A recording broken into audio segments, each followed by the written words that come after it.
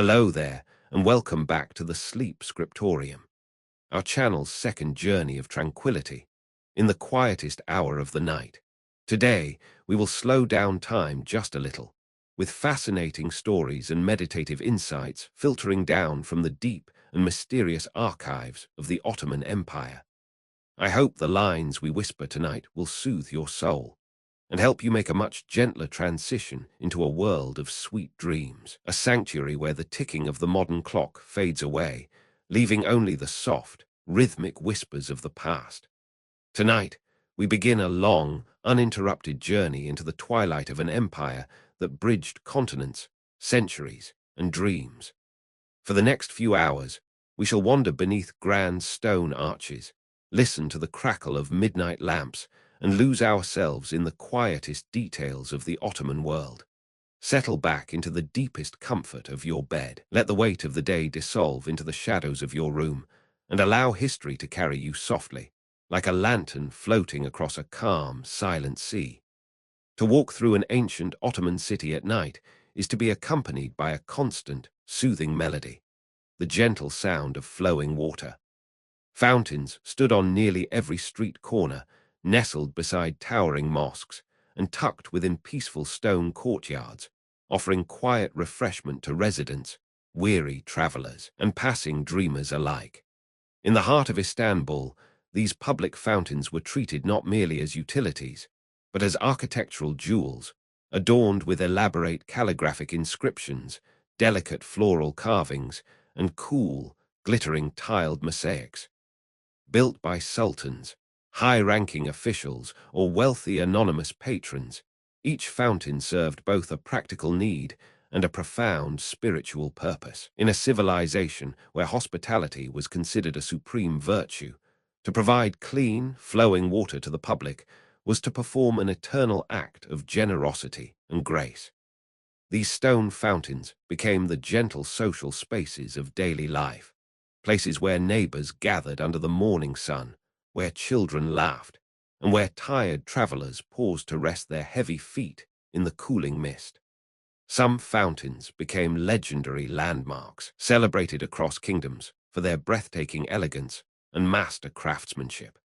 Even today, centuries later, many of these imperial fountains still flow in the quiet corners of Istanbul, serving as living reminders of a culture that valued public welfare as deeply as it valued royal grandeur.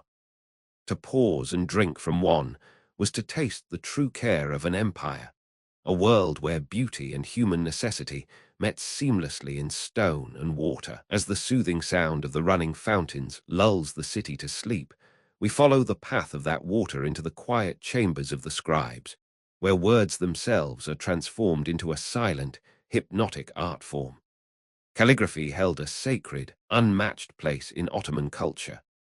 Far more than mere writing or record-keeping, it was considered a visual manifestation of spiritual harmony, a sacred marriage of line, proportion, and grace. The Ottomans developed their own highly distinctive styles, bending the traditional Arabic script into elegant, sweeping forms that seemed to flow naturally like silk, adorning the massive domes of mosques, the margins of royal decrees, and the delicate covers of hand-bound books.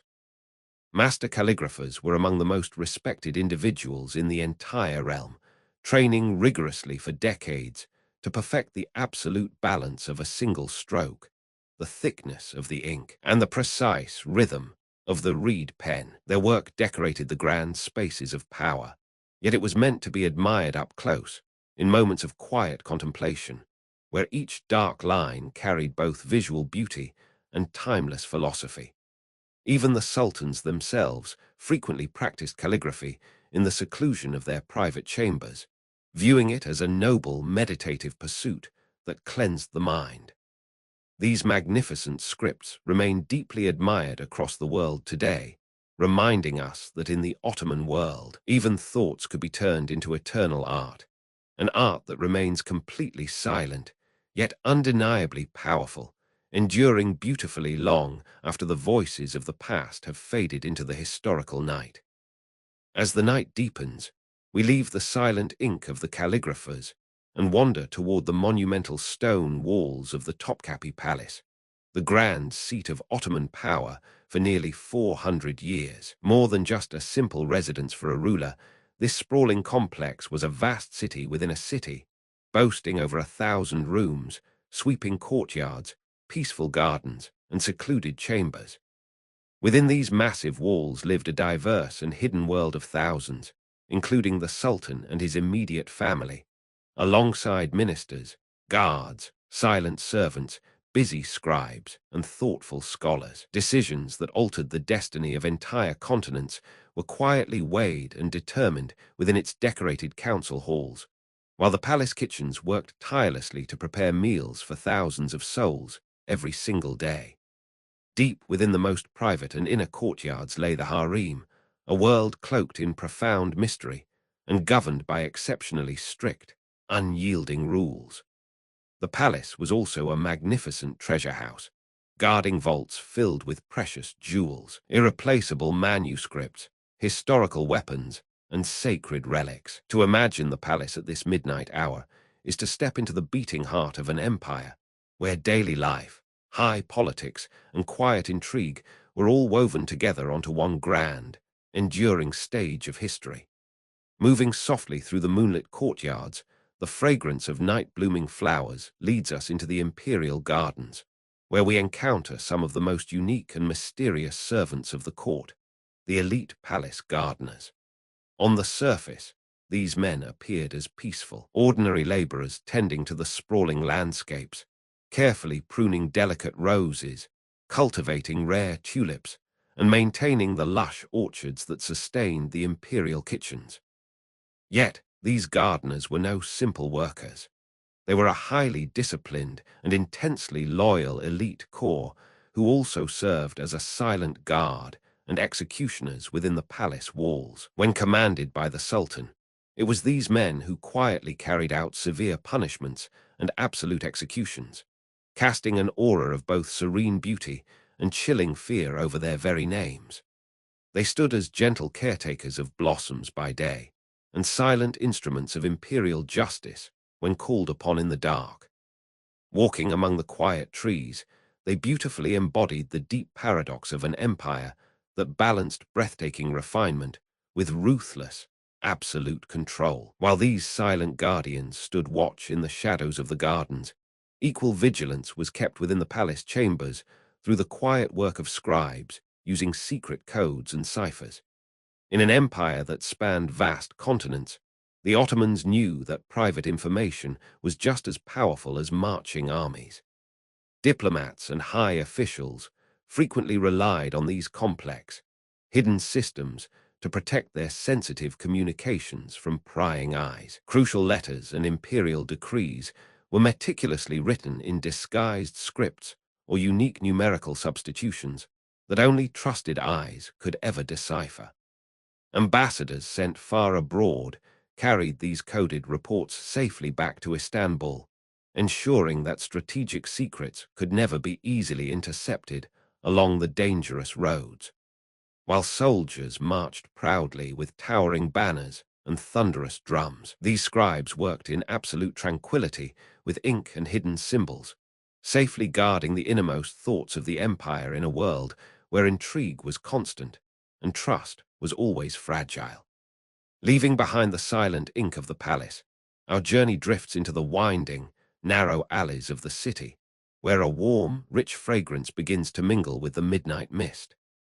This is the scent of roasted coffee beans, an aroma that carries a long history of secret gatherings, royal decrees, and ultimate triumph. In the 16th century, the streets of Istanbul witnessed a profound transformation as the very first coffeehouses began to open their doors, quickly becoming vibrant sanctuaries for deep conversation, poetic recitations, and sharp political satire.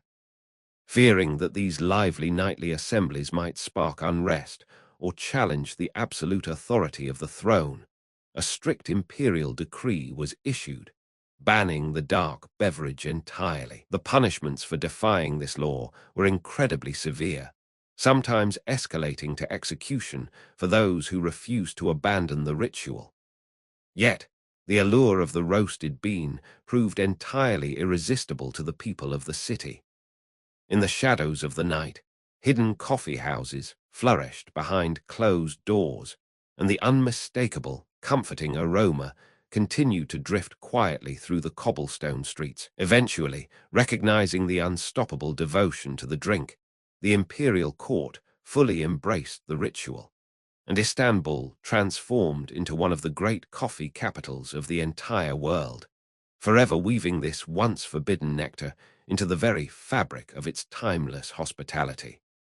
As the centuries rolled on, this deeply soothing ritual could no longer be contained within the borders of the empire. Caravans and merchant ships gliding across the Mediterranean began carrying these precious dark beans far beyond the shores of Istanbul, introducing the concept of the coffee house to the grand cities of Europe, including Venice, London, and Paris. At first, many Western observers viewed this mysterious, bitter black potion with immense caution and suspicion, frequently labeling it as an exotic and dangerous stimulant.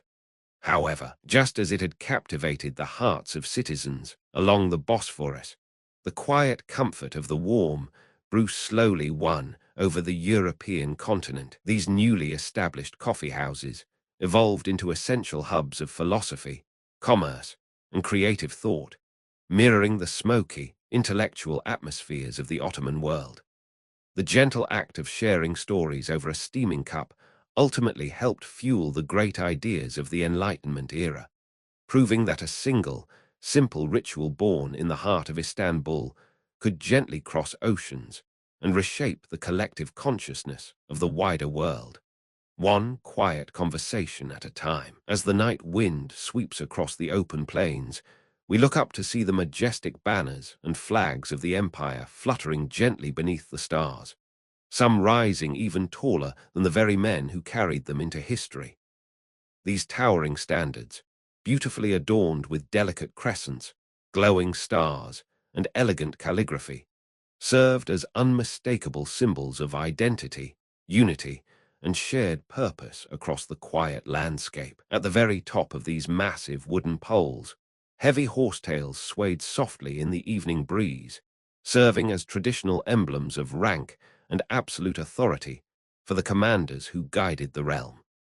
To see these great cloths moving in the dark was to feel the immense weight of a civilization, drifting forward like a silent wave across the horizon.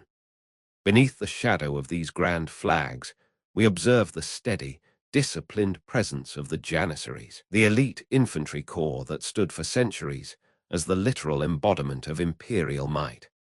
Forged through a unique system of recruitment and education, these soldiers were exceptionally trained, deeply disciplined, and bound by an unyielding vow of total loyalty to the Sultan. In the quiet midnight light, their distinctive uniforms and tall, iconic headdresses cast long, serene shadows over the earth, a striking contrast to the fearsome battle cries and revolutionary gunpowder weapons they effectively mastered on the battlefields of old. Over the long passage of generations, these elite guards evolved into a formidable political force within the palace itself, accumulating wealth and influence until they sometimes dictated imperial policy or even toppled sovereign rulers from their golden thrones. Yet tonight, the thunder of their march is completely silent, dissolved into the peaceful rhythm of the night. To understand where this massive military machine gathered its immense strength, our journey travels backward along the ancient stone roads to Edirne, the magnificent imperial capital that flourished long before Istanbul rose to prominence. Strategically positioned near the vast European frontiers, Edirne was much more than a provincial city. It was an entire urban center systematically constructed to house and sustain the grand armies of the state. Its cobblestone streets were lined with expansive barracks, echoing armories, sprawling training grounds, and massive storehouses packed with supplies. Whenever a new seasonal campaign was envisioned, this fortress-like city would swell peacefully with thousands of soldiers, majestic horses, and heavy materials, all moving smoothly along bridges and roads specially engineered to handle the profound weight of an empire on the march. Even after the court moved away, Edirne remained a breathing monument to preparation and endurance, a place where the grand designs of history were quietly forged in stone and iron. In the 16th century, an accomplished Ottoman astronomer named Taki Alin established one of the most advanced observatories of the entire age, located right in the majestic heart of Istanbul. This spectacular facility was carefully equipped with giant, state-of-the-art instruments specially designed to measure the vast heavens, as he sought to chart the movements of the bright stars with a level of precision that had never been witnessed before in human history. For a beautiful, tranquil season, this ambitious cosmic project flourished under the dark midnight sky. During this prosperous time, the astronomer made important, meticulous observations about the complex movements of distant planets and the delicate, rhythmic workings of the celestial spheres. Within the quiet libraries and serene observatories of the empire, scholars continuously turned their eyes skyward, deeply engaged in analyzing the deep mysteries of the universe. These learned individuals passionately debated the motion of the planets, carefully comparing ancient Greek theories with classic Islamic astronomy and the newly emerging scientific ideas traveling from the kingdoms of Europe. In these quiet stone rooms, some traditional scholars clung firmly to the older geocentric model that placed the Earth at the very center of the cosmos. Meanwhile, other brave, curious minds dared to suggest that the sun itself might actually hold that central, brilliant place among the stars. Though the Ottoman scientific community did not fully embrace this heliocentric system at the time, their profound internal debates beautifully demonstrated a world deeply engaged in the greatest, timeless questions of science. With immense patience, these astronomers calculated the precise timing of celestial eclipses, mapped the intricate layout of the heavens, and refined calendars to better track the passage of time, effortlessly blending deep human curiosity with respected tradition. Their intellectual discussions clearly reveal the empire as an active part of the broader, global conversation of human thought, intricately connected to both the deep wisdom of the past and the grand discoveries yet to come. To sit restfully in those evening debates was to feel the sheer vastness of human possibility, as thoughtful minds wrestled with the very order of the infinite universe. However, as the astronomer's fame grew larger across the lands, a quiet wave of suspicion began to brew among certain cautious authorities. Some religious figures argued that studying the deep heavens in such a meticulous way was entirely unnecessary or even dangerous, believing that such deep cosmic probing encroached too closely upon divine mysteries. Eventually, the Sultan, facing intense pressure from these cautious voices, ordered the magnificent observatory to be completely demolished. The advanced instruments were broken and destroyed, and the golden opportunity for further celestial discoveries was lost to the night. It was a quiet, poignant moment that highlighted the enduring tension between human curiosity and institutional caution within the empire, illustrating how the intense thirst for knowledge could sometimes collide with a fear of the unknown.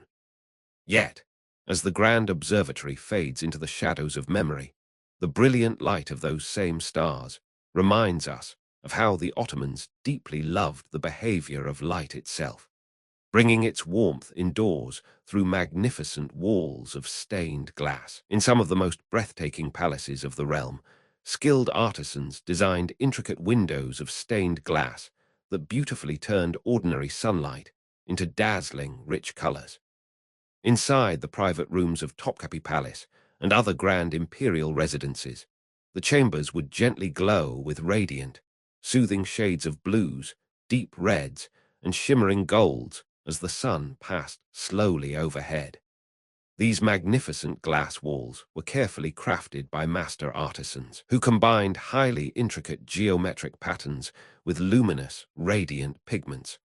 The glowing panes created an overarching sense of wonder and deep serenity within the palace, making it feel as if the rooms themselves were alive, breathing with shifting, peaceful colors throughout the day. Beyond their immense visual beauty, these stained glass installations symbolized a high level of cultural refinement, linking the aesthetic of the empire to both the cherished Islamic traditions of geometric art and the unique European styles of window making. To sit restfully in a quiet chamber where the external sunlight passed through these jewel-colored panes was to experience the true luxury of an empire that valued both raw power and gentle poetry. These radiant, glowing walls whispered softly of a royal court that deeply understood beauty as its own form of authority, shaping peaceful spaces where rulers, scribes, and visiting guests alike could be completely dazzled by the shifting light. Scroll Part 6. The Sea of Galleys and the Crimson Banner. As the night deepens, our journey moves away from the quiet stone walls of the palaces and drifts out toward the open, restless waves of the Mediterranean Sea. By the 16th century, the empire had transformed into a truly formidable naval power, its grand fleets of wooden galleys patrolling the vast waters and confidently challenging the mighty maritime kingdoms of Spain and Venice. At the height of this maritime golden age, the navy successfully secured key islands, heavily fortified coastal bastions, and deep harbors stretching all the way from the warm shores of North Africa to the islands of the Aegean Sea. Among these brave seafarers were legendary figures, such as the famous Admiral Barbarossa, who was deeply feared by rivals and admired by the court for his brilliant, daring naval tactics. Under his command, the swift Ottoman sailors became absolute masters of speed and maneuverability, routinely outpacing the much larger, heavier warships of their European adversaries. For many decades, the wide Mediterranean was viewed virtually as a peaceful imperial lake, where the iconic banners flew proudly above the gentle waves, safeguarding crucial trade routes and protecting the far-reaching power of the realm. Yet, even the mightiest oceans experience a turning of the tide, leading us to a historic, dramatic evening in the autumn of 1571. Off the rocky coast of Greece, one of the largest and most intense naval battles in human history unfolded as the Grand Ottoman fleet clashed directly with a powerful coalition of European nations known as the Holy League, led by Spain and Venice. Hundreds of magnificent ships filled the horizon, their massive sails swelling heavily with the wind as the terrifying thunder of cannons echoed continuously across the crashing waves. For long, chaotic hours, the battle raged upon the open water until the Ottoman navy suffered a decisive, historic defeat. This marked the very first major loss for the imperial fleet in over a century, effectively halting their rapid naval expansion across the western reaches of the Mediterranean.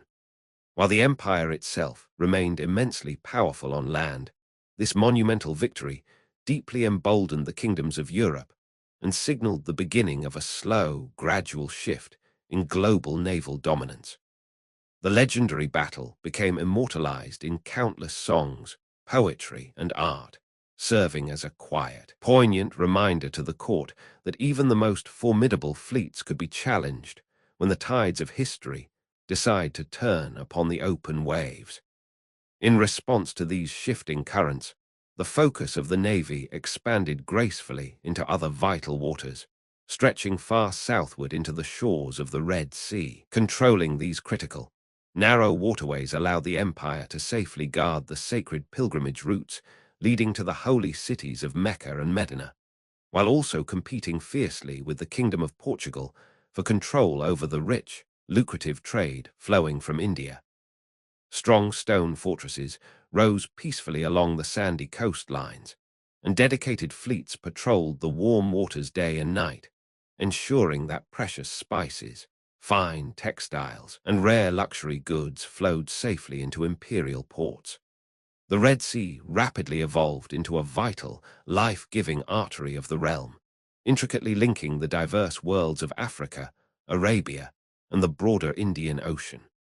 By securely holding these faraway shores, the empire demonstrated its extraordinary adaptability, projecting its grand authority seamlessly from snowy European mountain peaks to the vast desert sands, and from quiet Mediterranean islands to the distant waters that touched the edges of ancient continents. One of Istanbul's greatest and most magnificent landmarks is the Sultan Ahmed Mosque, better known across the world as the Blue Mosque. Built in the early 17th century, this architectural marvel was meticulously designed to rival the grandeur of the historic Hagia Sophia, located right across the open square. Its iconic nickname comes from the dazzling blue Iznik tiles that beautifully cover its serene interior, numbering more than 20,000 individual, masterfully crafted pieces. Each delicate tile was carefully hand-painted with intricate, soothing patterns of traditional flowers, vines, and elegant geometric shapes, glowing softly under the ambient, low light of grand chandeliers. The mosque is proudly crowned with 6 slender, towering minarets and a magnificent cascade of central domes that rise gracefully like a stone waterfall into the dark midnight sky. Even today, when weary travelers step inside its heavy gates, they are completely enveloped by a peaceful, serene sea of blue and gold, standing restfully as a masterpiece where faith, timeless architecture, and pure beauty blend seamlessly into one single, eternal whole. In another prominent corner of the capital's timeless skyline stands the Yeni Valide Mosque, serving as a striking testament to the empire's ultimate power of human determination. A sultan, eager to honor his beloved mother and demonstrate his immense strength to the world, ordered the construction of this great mosque and commanded that it be finished in a mere 7 months. Thousands of dedicated craftsmen and laborers toiled tirelessly day and night, hauling massive stone blocks, carving pristine marble, and raising grand domes with astonishing historic speed. While many traditional Ottoman mosques took long years or even decades to fully complete, this architectural wonder rose almost overnight by comparison, beautifully reflecting the empire's extraordinary ability to mobilize vast resources at a moment's notice. For those who witnessed it rise rapidly from the earth, the mosque was not only a sacred place of worship, but also a living symbol of relentless imperial will, forever carved into the very clouds of Istanbul. From the high, slender minarets of these magnificent structures, the mesmerizing sound of the call to prayer once echoed smoothly across 3 vast continents. For long centuries, from the crowded streets of Istanbul to the historic mosques of Cairo, and from the deep deserts of Arabia to the snowy mountains of the Balkans, the daily rhythm of human life was softly marked by that familiar, tranquil voice. It served as a constant, peaceful reminder that these sprawling lands, though filled with dozens of different languages and rich local cultures, were bound closely together by a shared spiritual identity. The unique architecture of Ottoman mosques was specifically engineered to ensure that the beautiful call carried clearly across vast cityscapes, weaving sacred sound directly into the daily fabric of life. For distant travelers, hearing that same comforting echo in faraway, unfamiliar territories was a reassuring sign that they remained completely safe under the watchful shield of the Sultan's rule. Deep within the vaults of imperial history, we discover that power was asserted not only through marching armies, but through a carefully choreographed theater of silence and splendor. Among the most dazzling treasures of the Ottoman court was a legendary throne, crafted entirely of solid gold and heavily encrusted with brilliant jewels. Commissioned in the 17th century, this magnificent seat was never intended for everyday use, but was reserved strictly for the delicate, grand theater of international diplomacy. Whenever foreign envoys arrived from distant lands, the shimmering throne was displayed openly to dazzle their senses, its radiant brilliance reflecting the unfathomable wealth and supreme majesty of the Sultan. At times, This golden masterpiece was even sent across borders as a diplomatic gift, serving as a glittering, undeniable symbol of goodwill and sovereign authority. The throne was far more than a simple piece of royal furniture. It was a highly sophisticated political tool designed to impress, intimidate, and persuade without a single word ever being spoken into the quiet air. To look upon, it was to witness the very embodiment of empire itself, as if the immense weight of the gold underscored the absolute gravity of the global decisions being made within those walls. This silent theater of authority began long before a visitor ever laid eyes upon the golden throne, revealing a world where diplomacy was neither swift nor casual. When foreign ambassadors traveled to present their credentials to the court, they were frequently required to wait for hours outside the massive gates of the Topkapi Palace, standing patiently in the burning heat of the midday sun or the quiet chill of dawn. This prolonged waiting was never an act of simple neglect, but a highly calculated, deeply intentional ritual. These long hours at the threshold were designed to reinforce the sheer grandeur and undisputed superiority of the empire, quietly reminding the visiting envoys that they were dealing with a global power far greater than their own. When they were finally admitted through the threshold, they were led silently through a sequence of elaborate, manicured courtyards, completely surrounded by thousands of disciplined soldiers and dignified officials, until they at last reached the solemn audience chamber. There, the Sultan might remain perfectly still and say very little, allowing the breathtaking spectacle of the palace itself to speak on his behalf. The entire experience was a masterpiece of choreography, meticulously designed to leave a lasting impression of absolute awe and patience. The physical gateway where this grand theater unfolded came to hold a poetic, mysterious meaning across the kingdoms of the world, often recorded in old European texts as the sublime port. To outsiders, this phrase carried an almost mystical, deeply romantic quality. In reality, it referred directly to the grand ceremonial gate of the imperial palace in Istanbul, the exact architecture where official imperial announcements were proclaimed to the public and foreign envoys were formally received. Over the decades, however, the meaning of the sublime port expanded beautifully beyond the wood and stone of the physical archway, becoming a universal shorthand for the Ottoman government itself, much like the White House represents executive power today. When European diplomats wrote that they were negotiating directly with the sublime port, they meant they were striking deals with the very heart of imperial authority. The gate was a profound symbol of power and ritual, an architectural stage where decisions were quietly finalized before rippling outward across vast continents, shaping the course of human history while the rest of the world lay fast asleep. Scroll Part 9. Shadows on the screen and the shifting moons amid the grand architecture of sprawling palaces and the serious atmosphere of high politics, the Ottoman world also held a deep, enduring affection for humor and light-hearted storytelling.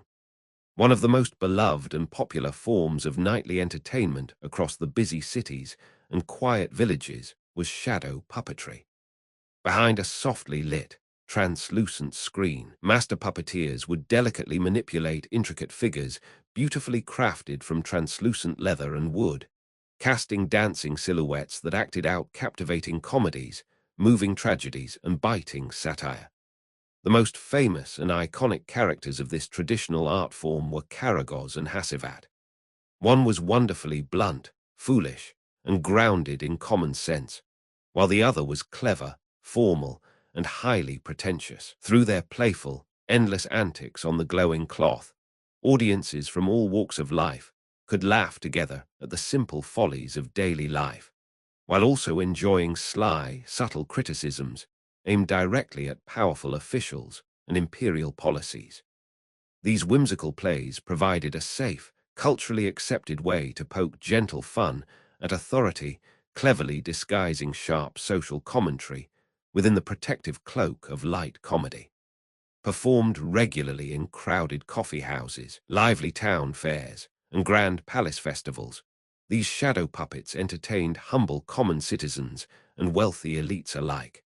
For long centuries, their playful nightly banter served as a comforting reminder that even in a world ruled by powerful sultans and grand viziers, laughter always maintained its rightful place, and humor could gracefully carry deep truths that raw power alone could never silence. As the glowing screens of the puppet theaters fade into the quiet dark, we look up at the infinite night sky to discover that time itself, in the Ottoman world, carried a completely different, unique texture.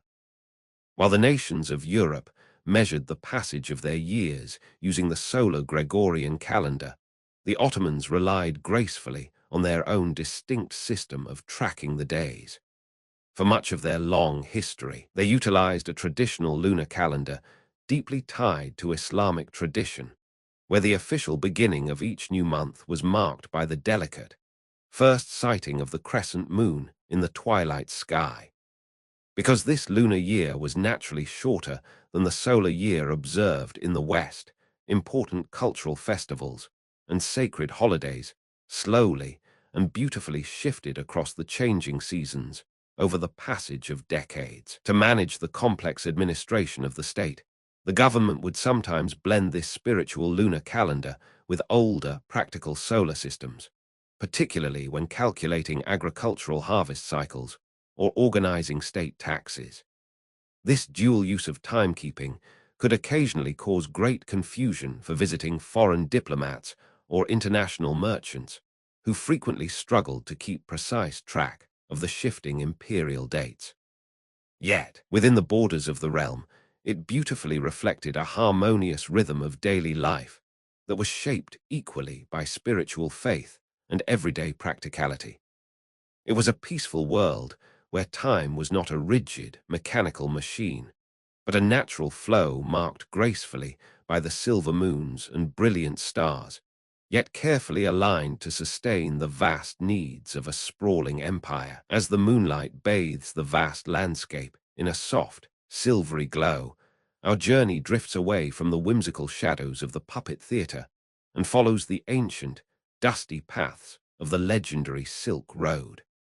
The foundational strength of this sprawling empire was built not on the sheer force of its marching armies alone, but on its magnificent, strategic command of global trade.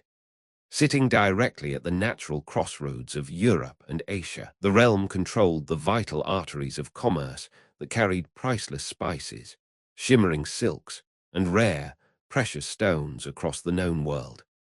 The empire also held absolute command over the critical waterways of the Eastern Mediterranean and the Black Sea, ensuring that luxury goods traveling from India, faraway China, and the mysterious Middle East had to pass directly through its bustling markets. Endless caravans of camels and pack animals wound their peaceful way across unforgiving deserts and rugged mountain passes, while majestic merchant ships glided smoothly into the crowded, prosperous harbors of Istanbul, Aleppo, and Cairo.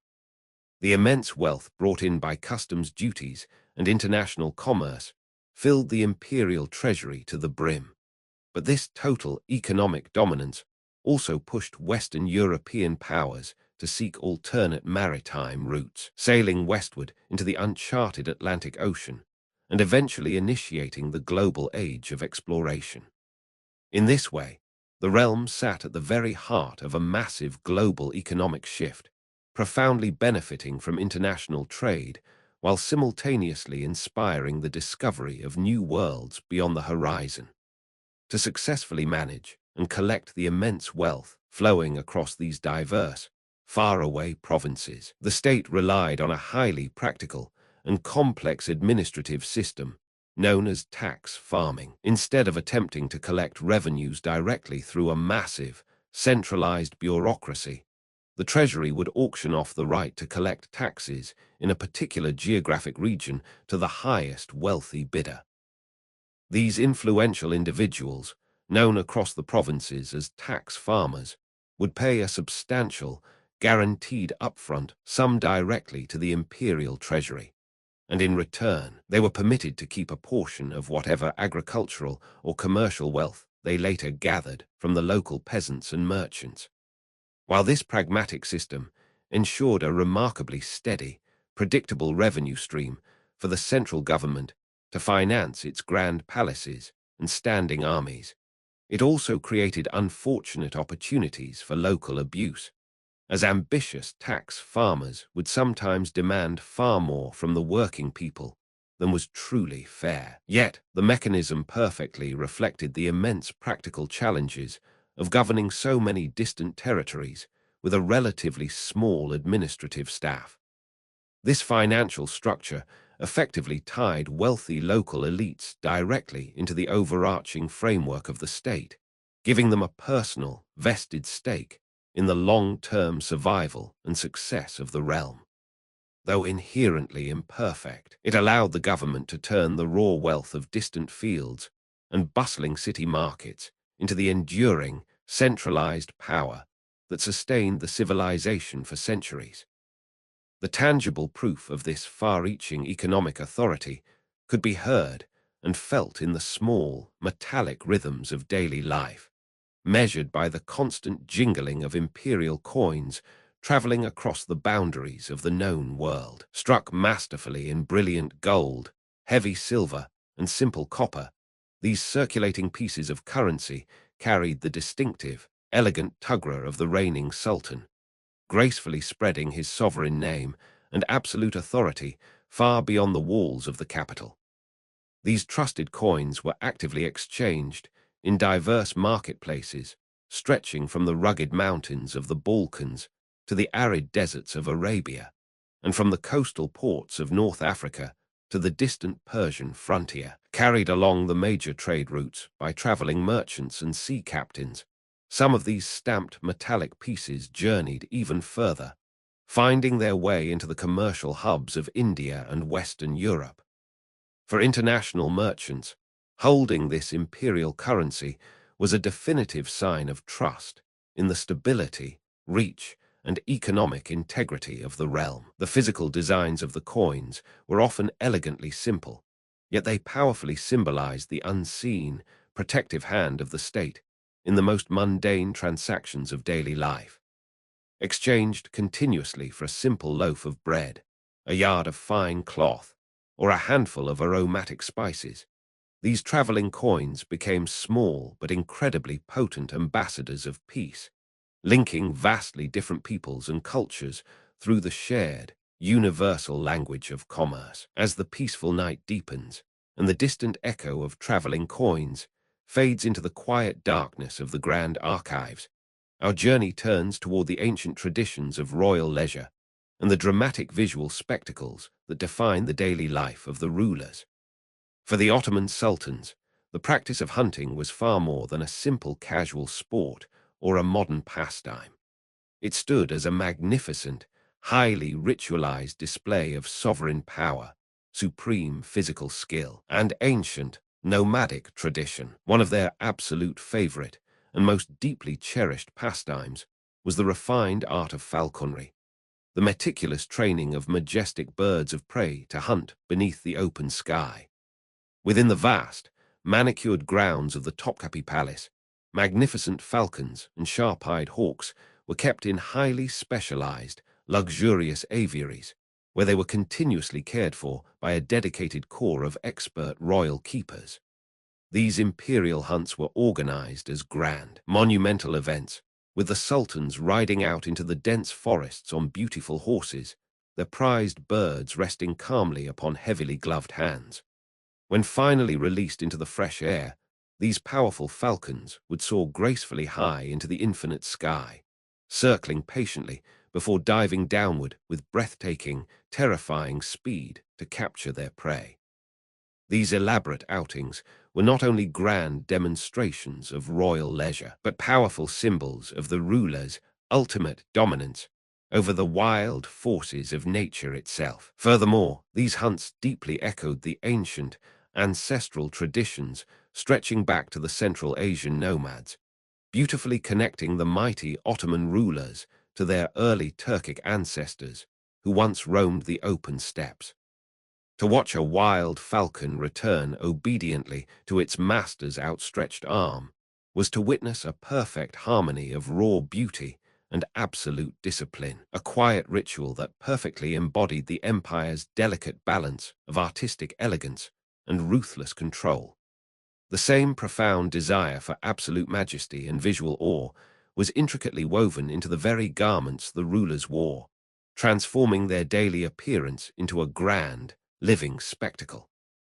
Ottoman sultans were not merely distant figures of administrative power, but carefully staged icons of imperial grandeur, and no single piece of clothing reflected the ultimate majesty of their high station more dramatically than their magnificent turbans. These monumental headpieces were completely enormous, meticulously wound from yards upon yards of the finest, most luxurious cloth available, and artfully shaped into towering, magnificent forms upon the ruler's brow. Some of these royal turbans were so incredibly large, complex, and elaborate that they closely resembled miniature architectural creations, beautifully echoing the swelling domes and sweeping curves of the empire's grandest mosques and palaces. To see a sultan appearing in full, magnificent regalia during a state ceremony was to be completely struck by a sense of overwhelming spiritual awe. The imperial turban was never a matter of simple court fashion. It stood as a profound, universally recognized symbol of absolute sovereign authority, deep worldly wisdom, and divine favor. Each intricate layer of fine cloth wrapped around the core added directly to the overwhelming sense of grandeur, looking as if the literal weight of the entire empire rested heavily upon the ruler's brow. In grand public ceremonies and solemn state processions, these unique turbans marked the sultan as someone far more grand than an ordinary man, framing him perfectly as the living, breathing embodiment of timeless imperial dignity. While the grand presence of the sultan remained anchored within these magnificent visual spectacles, the intellectual reach of the empire was quietly stretching outward across uncharted oceans, captured beautifully on delicate parchment. The Ottomans produced fascinating maps that beautifully reflected both their extensive maritime knowledge and their vivid imagination of the wider world. One of the most famous and remarkable of these charts was meticulously drawn by an accomplished admiral named Piri Reis, who created a brilliant, highly advanced map of the Atlantic Ocean in the early 16th century. This historic document included detailed renderings of Western Europe, the coastlines of Africa, and even the newly revealed shores of the Americas, making it one of the earliest known maps in human history to accurately show the New World. To modern eyes, these ancient Ottoman maps often look unfamiliar, with coastlines drawn from the descriptive reports of traveling sailors rather than precise modern measurements. Majestic mountains, bustling cities, and winding rivers appeared where practical experience placed them, rather than where they truly lay in physical space. Yet these documents were highly practical tools for maritime navigation, while simultaneously serving as magnificent works of fine art, filled to the margins with colorful, intricate illustrations of sailing ships, exotic animals, and mythical sea creatures. His monumental work, famously known as the Book of Navigation, was far more than a simple atlas. It was an extensive, priceless collection of detailed charts, sailing directions, and illustrations that safely guided wooden ships across distant, unforgiving seas. At a historic time, when the wider world was still slowly being revealed, his masterwork stood as a brilliant bridge between ancient geographical knowledge and modern oceanic discovery, offering us a profound glimpse into how an empire confidently imagined the vast, endless horizons existing far beyond its borders. As the midnight hours stretch comfortably across the silent courtyards of the palace, our journey turns toward one of the most unusual and deeply transformative institutions in human history, the Devshirme system, often referred to in distant kingdoms as the blood text. Under this remarkable administrative practice, young boys from remote Christian villages in the peaceful regions of the Balkans were required to enter into the direct service of the Ottoman state. Though the initial separation from their distant birthplaces sounded exceptionally harsh to outside observers, these young boys were never doomed to lives of simple misery or forgotten labor.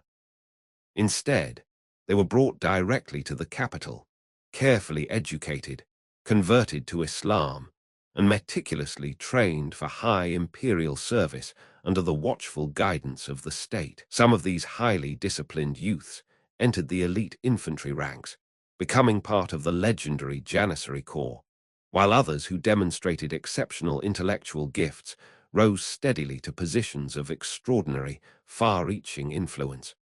They served with high distinction as administrators, learned scholars, and even grand viziers who managed the complex day-to-day affairs of the entire realm.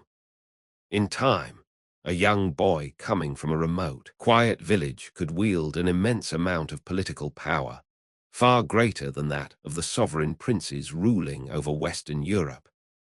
This complex system effectively blurred the traditional lines between conquest and personal opportunity, creating an enduring structure where absolute loyalty to the throne was carefully shaped not by accidental birth, but by the deliberate cultivation of the empire itself. To properly prepare these promising youths, chosen through the Devshirme system, for the immense responsibilities of global governance, the Ottomans established highly specialized schools located directly within the peaceful inner walls of the palace. Within these rigorous, quiet institutions, the students were deeply educated in multiple foreign languages, complex mathematics, extensive world history, and the intricate, delicate statecraft required to manage a sprawling realm spanning 3 vast continents. Yet, their daily education extended far beyond books. They also masterfully learned the fine arts of court etiquette, international diplomacy, and various creative pursuits, shaping them into incredibly well-rounded, elegant officials ready to serve the state with absolute devotion. The schools demanded an exceptional level of personal discipline and unyielding focus, ensuring a steady, reliable supply of highly capable leaders who owed their entire social position and success directly to the state. These palace schools became the quiet, powerful engines of imperial governance, smoothly transforming ordinary boys into extraordinary historical figures who guided the ultimate destiny of nations, demonstrating how meticulously the empire nurtured the internal machinery of its own survival. From the quiet classrooms of the palace schools, the soft midnight breeze carries us deeper into the most private, tightly guarded sanctuary of the royal complex, the harem. While the word itself often conjures highly exoticized, inaccurate images in the Western imagination, the reality of the Ottoman harem was that of a meticulously regulated, highly strategic institution. It served as the private living quarters of the Sultan's immediate family, sheltering his wives, concubines, children, and devoted servants under the vigilant, constant protection of trusted palace eunuchs. Yet, far beyond being a simple, quiet home, the harem evolved into a highly sophisticated political arena where the women within it, particularly the powerful queen mother and favored imperial consorts, wielded immense influence over state appointments, crucial policies, and royal succession. During prosperous historical eras, widely remembered as the Sultanate of Women, powerful mothers effectively, and waves of grace, ruled the entire empire through their young sons on the throne.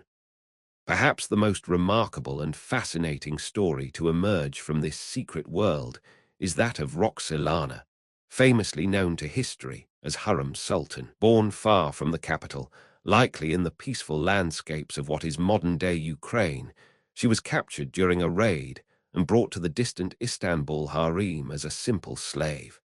Yet, through her extraordinary intelligence, immense charm, and unyielding determination, she completely won the heart of Sultan Suleiman the Magnificent. Breaking centuries of rigid tradition, the Sultan formally married her, a rare, unprecedented honor for a concubine, and she officially became his revered queen. From that historic moment on, she wielded extraordinary, far-reaching authority behind the scenes, continually advising the Sultan on critical matters and involving herself deeply in high politics, extensive charity projects, and international diplomacy. Her spectacular rise completely transformed the external perception of the harem, proving it was not a place of mere quiet seclusion, but a true center of dynamic political statecraft, where family life and global decisions intertwined beautifully, leaving a permanent mark upon the destiny of the world.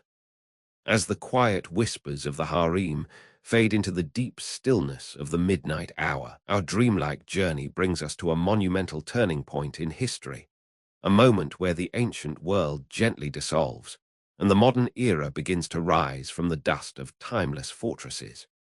The throne of the Ottomans did not always fall to seasoned, grey-haired rulers. Instead, the weight of history sometimes rested upon remarkably young shoulders, shaping the destiny of nations before adulthood had even fully begun. In the middle of the 15th century, a brilliant young prince named Mehmed Roman II ascended the throne as a teenager. At just 12 years old, he briefly experienced the immense burdens of leadership before stepping aside for his father's return. Yet, when he claimed absolute power once more at the age of 19, he did so with an unyielding, singular vision that would forever alter the geography of the world. He turned his brilliant gaze toward Constantinople, the legendary and ancient capital of the Byzantine Empire, a city whose massive, imposing stone walls had successfully withstood countless fierce sieges for over 1,000 years. To the young Sultan, capturing this majestic crossroads of continents was not merely a matter of conquest, but a sacred destiny, a poetic necessity that would anchor his sprawling realm forever. To shatter defenses that the world had long considered completely invincible, the young ruler turned to a terrifying and awe-inspiring technological innovation that forever changed the nature of human warfare. He commissioned the creation of giant, house-sized cannons, unlike anything mankind had ever witnessed before. The most famous of these colossal weapons, often whispered of in legend as the Great Turkish Bombard, was so incredibly massive that it required immense teams of sturdy oxen and dozens of disciplined men just to navigate its heavy weight across the plains. Its bronze barrel stretched longer than a man was tall, and the enormous stone spheres it launched weighed hundreds of pounds. When fired, the colossal roar of the weapon echoed for miles across the landscape, physically shaking the very earth beneath the feet of both defenders and onlookers. For generations, the medieval fortresses of the world had relied on high, thick stone walls for absolute security, but under the relentless, rhythmic thunder of these new gunpowder weapons, ancient stones cracked and tumbled into ruin. The spectacle was both terrifying and deeply revolutionary, signaling to the kingdoms of the earth that the age of untouchable stone castles was drawing to a close, and a new era of iron and fire had arrived. In the beautiful, bright spring of 1453, after weeks of relentless pressure and unmatched engineering mastery, the final chapters of an ancient empire were quietly written. On the historic morning of May 29th, the ancient capital fell, and the young sultan rode proudly through the broken gates, earning his permanent place in history as the conqueror. Renamed Istanbul, the magnificent city instantly became the shining, beating heart of Ottoman rule, transforming into a grand crossroads where East met West under a single protective banner. This monumental event did not merely redraw the borders of local maps.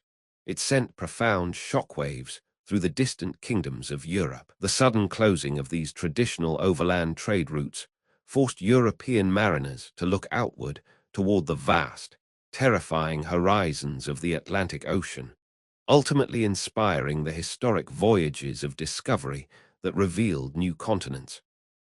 As you rest deeply tonight, let the distant, fading echo of that ancient artillery transform into a soothing, rhythmic rumble, a gentle reminder that even the mightiest walls of history must eventually yield to the unstoppable currents of time, melting softly into the quiet peace of the night. From the newly transformed streets of Istanbul, the grand gaze of the empire turned slowly northward, following the winding course of the Danube River toward the misty, green horizons of Central Europe. For centuries, the magnificent city of Vienna stood as the ultimate gateway between the shifting borders of the East and the ancient heart of the West. In the beautiful, quiet autumn of 1529, Sultan Suleiman the Magnificent marched northward at the head of one of the most formidable and disciplined armies the world had ever seen.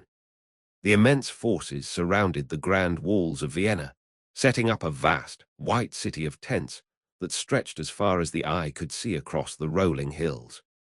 Yet, nature itself seemed to intervene in this historic encounter, wrapping the landscape in a soft, heavy shroud of endless rain and thick mud.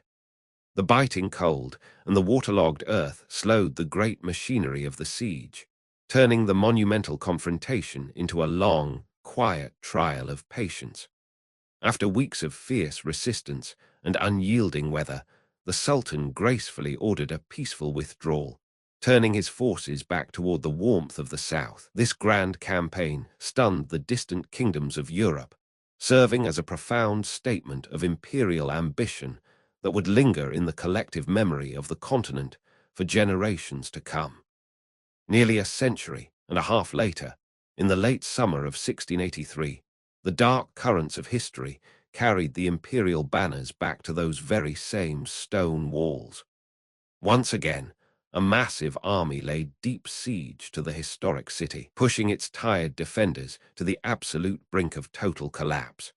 For long, tense weeks, the fate of Central Europe hung delicately in the balance under the starry midnight skies, until a sudden coalition of European forces, led swiftly by the King of Poland, arrived just in time to alter the course of the battle. The imperial forces were ultimately defeated beneath the walls, marking a monumental turning point in the grand narrative of the world. This historic encounter signaled the slow, gradual shift of the realm from boundless territorial expansion to a quiet, enduring strategy of defense. The invincible walls of Vienna remained standing, tracing the ultimate, absolute limits of a land empire that had once seemed completely unstoppable. Between these two epic sieges of Vienna lies the poignant, twilight story of Suleiman the Magnificent's final campaign, a narrative that perfectly illustrates the unyielding spirit of the warrior sultans. In the autumn of 1566, though he was well into his 70s and facing the natural frailties of old age, the revered ruler refused to retreat into the quiet luxury of his Istanbul palaces.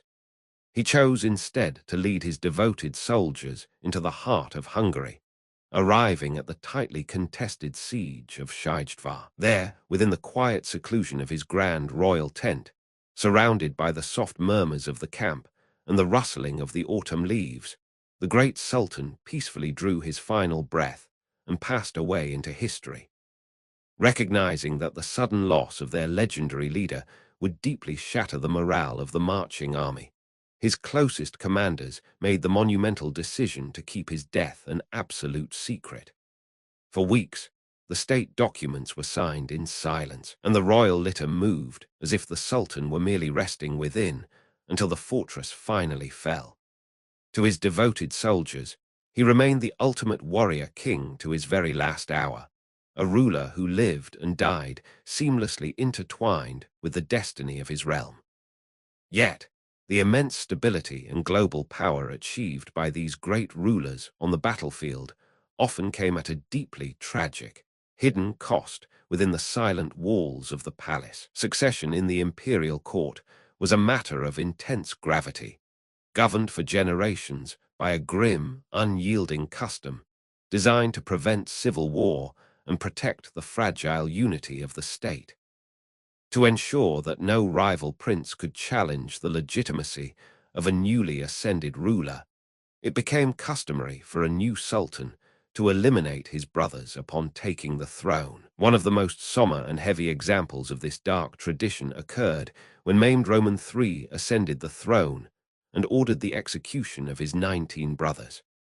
While this practice appeared profoundly shocking to outside observers, it was justified within the cold logic of statecraft as a necessary, bittersweet shield against internal chaos and the fragmentation of the realm. Over time, the court gracefully abandoned this brutal custom, replacing it with a far more gentle practice of confining potential royal heirs to a private, luxurious suite of rooms within the Topkapi Palace gardens. In these quiet, shaded pavilions, surrounded by beautiful marble fountains and rare manuscripts, the princes spent their days in peaceful, meditative seclusion, watching the rain fall softly upon the courtyard stones, living out their destinies within the quiet comfort of a golden cage. As our long journey through the centuries gently approaches its final resting place, the midnight sky softens, casting a gentle, nostalgic glow over the historic gardens of the capital. In the 17th and 18th centuries, long before a similar fascination gripped distant northern European kingdoms, the imperial elite developed a profound, all-consuming obsession with tulips. These delicate, elegant flowers, originally brought from the wild plains of Central Asia, rapidly evolved into supreme symbols of cultural refinement, breathtaking beauty, and imperial splendor. Entire royal estates were meticulously planted with rare, extraordinarily colorful varieties, and master artists passionately wove intricate tulip motifs into the very fabric of royal robes, valuable ceramic tiles, and illuminated manuscripts. This prosperous era became beautifully immortalized in history as the Tulip Period, a peaceful season marked by a deep fascination with elegance, artistic leisure, and the quiet enjoyment of life's most fleeting beauties. For a time, these delicate bulbs were so intensely prized that rare specimens could fetch prices far higher than pure gold. Breathtaking nighttime festivals were held in their honor, where hundreds of glowing lanterns beautifully illuminated the dark gardens as royal guests strolled peacefully among the blooming petals in the cool night breeze. Though this intense craze eventually faded into history, its gentle legacy endured permanently, leaving the tulip as an eternal emblem of Istanbul's grandest golden age. Yet, the history of this magnificent capital was shaped not only by the gentle bloom of spring flowers, but by the fierce, unpredictable elements of nature, testing the resilience of its people through devastating structural trials. Because the traditional homes of Istanbul were constructed primarily of warm timber and built along narrow, winding streets, the metropolis remained profoundly vulnerable to the sudden terror of fire. In the summer of 1660, one of the most catastrophic blazes in human history swept ruthlessly through the crowded quarters, destroying thousands of homes in a single, terrifying night, and leaving tens of thousands of souls completely displaced beneath the stars. Witnesses described the midnight sky glowing a deep, menacing red as thick smoke completely blotted out the light of the moon. Alongside these roaring flames, the city perched delicately upon the fault lines of Anatolia, continuously living under the heavy shadow of powerful earthquakes. In the autumn of 1766, a monumental quake struck the capital, shattering its iconic skyline, fracturing palace walls, and causing grand domes to tumble from the clouds. Yet, after every single tragedy, the spirit of the empire refused to be broken. With immense patience, stone was reset, fresh mortar was poured, and grander structures rose beautifully from the ashes and ruins, weaving a profound narrative of constant renewal and human endurance into the very identity of the ancient city. Amid these internal hardships, the empire frequently demonstrated that its ultimate strength lay not only in the power of its fortresses, but in its profound capacity for open compassion and cultural sanctuary. In the late 15th century, when the Kingdom of Spain tragically expelled its entire Jewish population, leaving thousands of families desperate and homeless upon the stormy seas, the Ottoman Empire explicitly opened its heavy doors to the refugees. Imperial ships carried these displaced families safely to the shores of Istanbul and Salonika, where they were generously granted land, protection, and the absolute freedom to rebuild their lives and practice their ancestral faith in total peace. The sultans recognized both the deep human compassion and the immense cultural value these newcomers brought, as they introduced invaluable skills in medicine, international trade, and printing. These welcomed communities thrived beautifully, establishing successful businesses and schools that deeply enriched the diverse fabric of the realm for generations, serving as a timeless historical reminder that true greatness is measured by an empire's willingness to shelter the vulnerable within its protective embrace. Finally, the long, slow-moving currents of time carried this magnificent 600-year civilization toward its modern twilight, as the global storm of the First World War arrived in 1914. This devastating global conflict completely drained the remaining resources of the state, placing an immense, exhausting burden upon its brave soldiers and ordinary citizens alike. Despite fighting with desperate determination on faraway battlefields, the ancient empire was simply too exhausted to withstand the crushing weight of the modern industrial age, and its vast territories were slowly dismantled. In the autumn of 1922, the historic sultanate was formally abolished, bringing a peaceful yet poignant end to the oldest institution in the realm. The last sovereign ruler quietly departed the capital, leaving the glittering palaces behind as the modern Republic of Turkey gracefully rose from the dust of the old world to forge a brilliant new identity. And so, our quiet, expansive journey through the grand story of the Ottoman Empire comes to its ultimate close. We have wandered through the 1,000 rooms of Topkapi, listened to the gentle splash of public fountains, and watched the silver crescent moon chart its slow course across 3 vast continents. The heavy banners, the roaring cannons, the delicate strokes of the calligraphers, and the fragrant coffeehouses all dissolve now into gentle, fading impressions, melting softly into the tranquil tapestry of your dreams. History softly reminds us that all earthly empires must eventually rise and fall like the ocean tide, yet their beautiful echoes remain forever alive in the customs, the art, and the memories left behind. Let your heavy eyelids close completely now, knowing that the voices of the past have safely guided you to the shores of rest.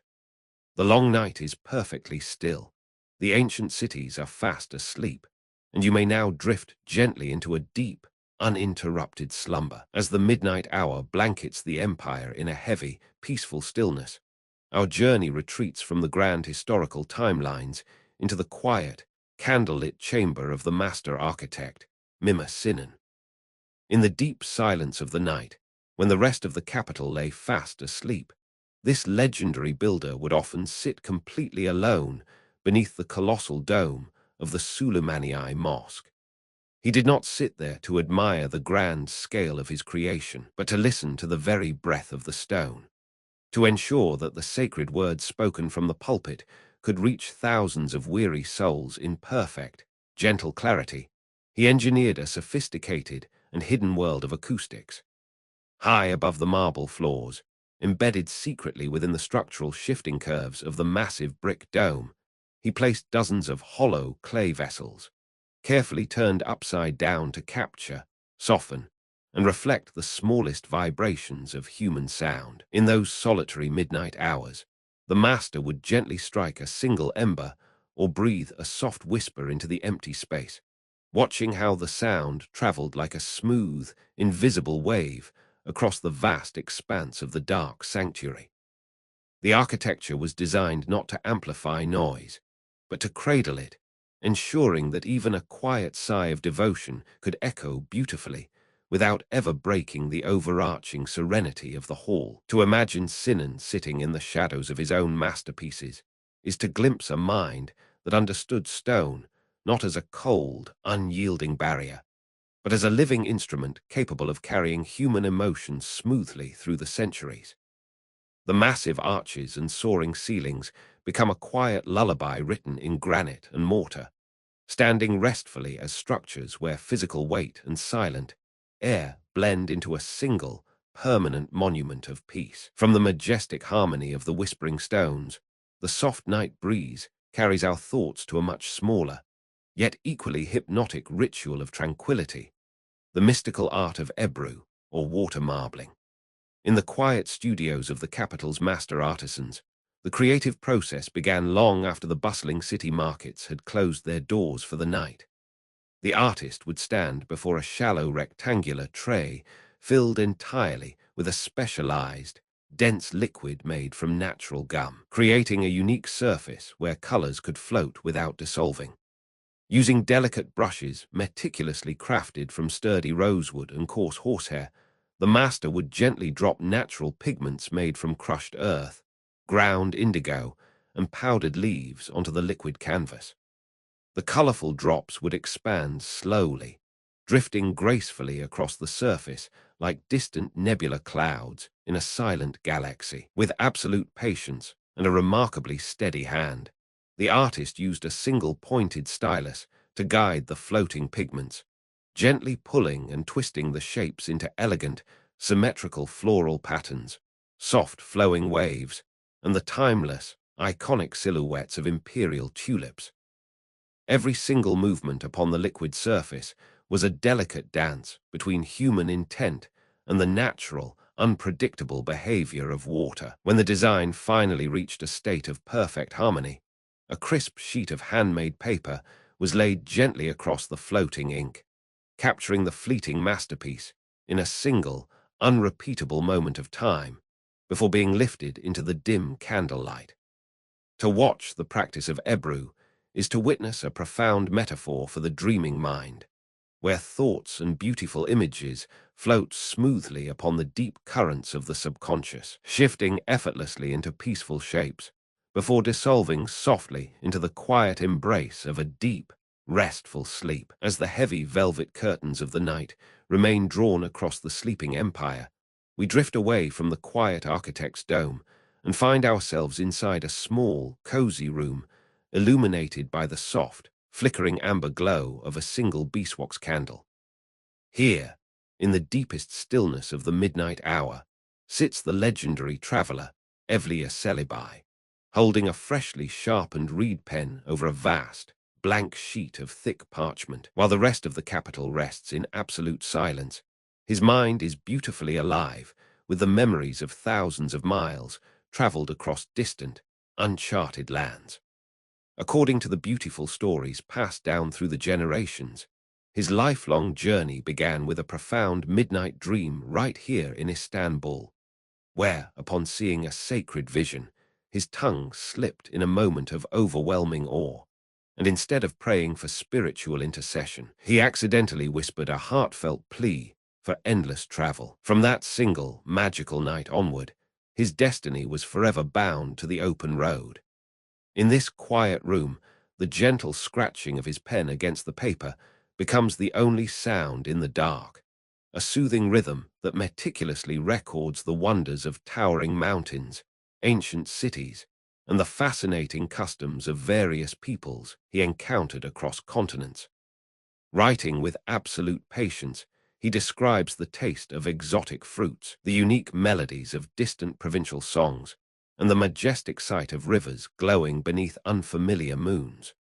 To imagine the master traveler writing late into the night is to experience a world where curiosity is a form of quiet devotion, a peaceful process where the vast geography of the earth is gently gathered into the pages of a manuscript, inviting the resting mind to wander smoothly across continents before dissolving softly into the tranquil valleys of sleep. The scent of the burning beeswax candle in the traveler's room gently transforms, giving way to an incredibly rich, soothing fragrance that carries our thoughts far outside the city walls to the rolling hills and expansive rose valleys of the provinces.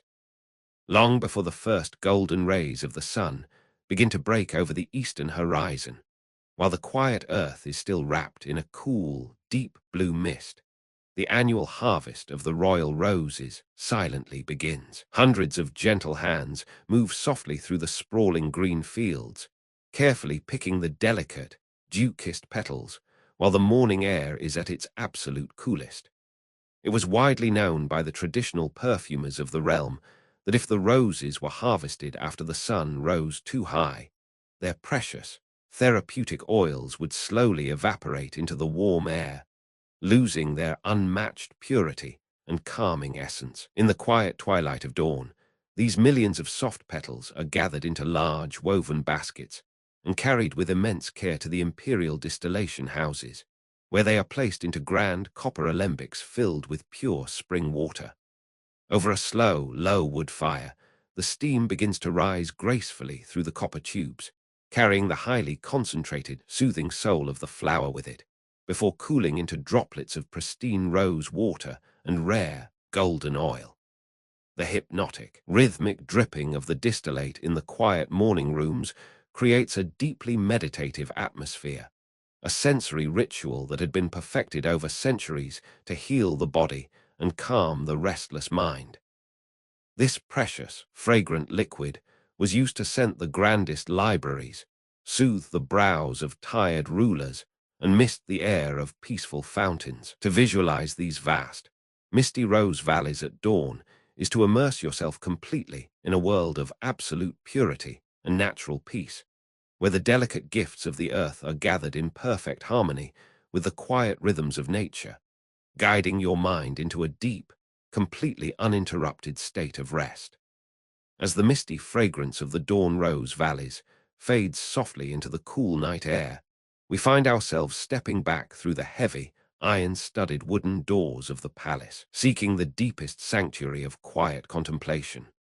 Hidden away in a secluded corner of the innermost courtyard, surrounded by whispering cypress trees and marble pathways that shimmer beneath the stars, lies the grand imperial library. To enter this sacred room at midnight is to step directly into a timeless ocean of human thought, where the collective wisdom of centuries rests undisturbed in the cool, still air. The unique atmosphere is heavily filled with the rich, comforting scent of old leather bindings, dried ink, and precious handmade parchment.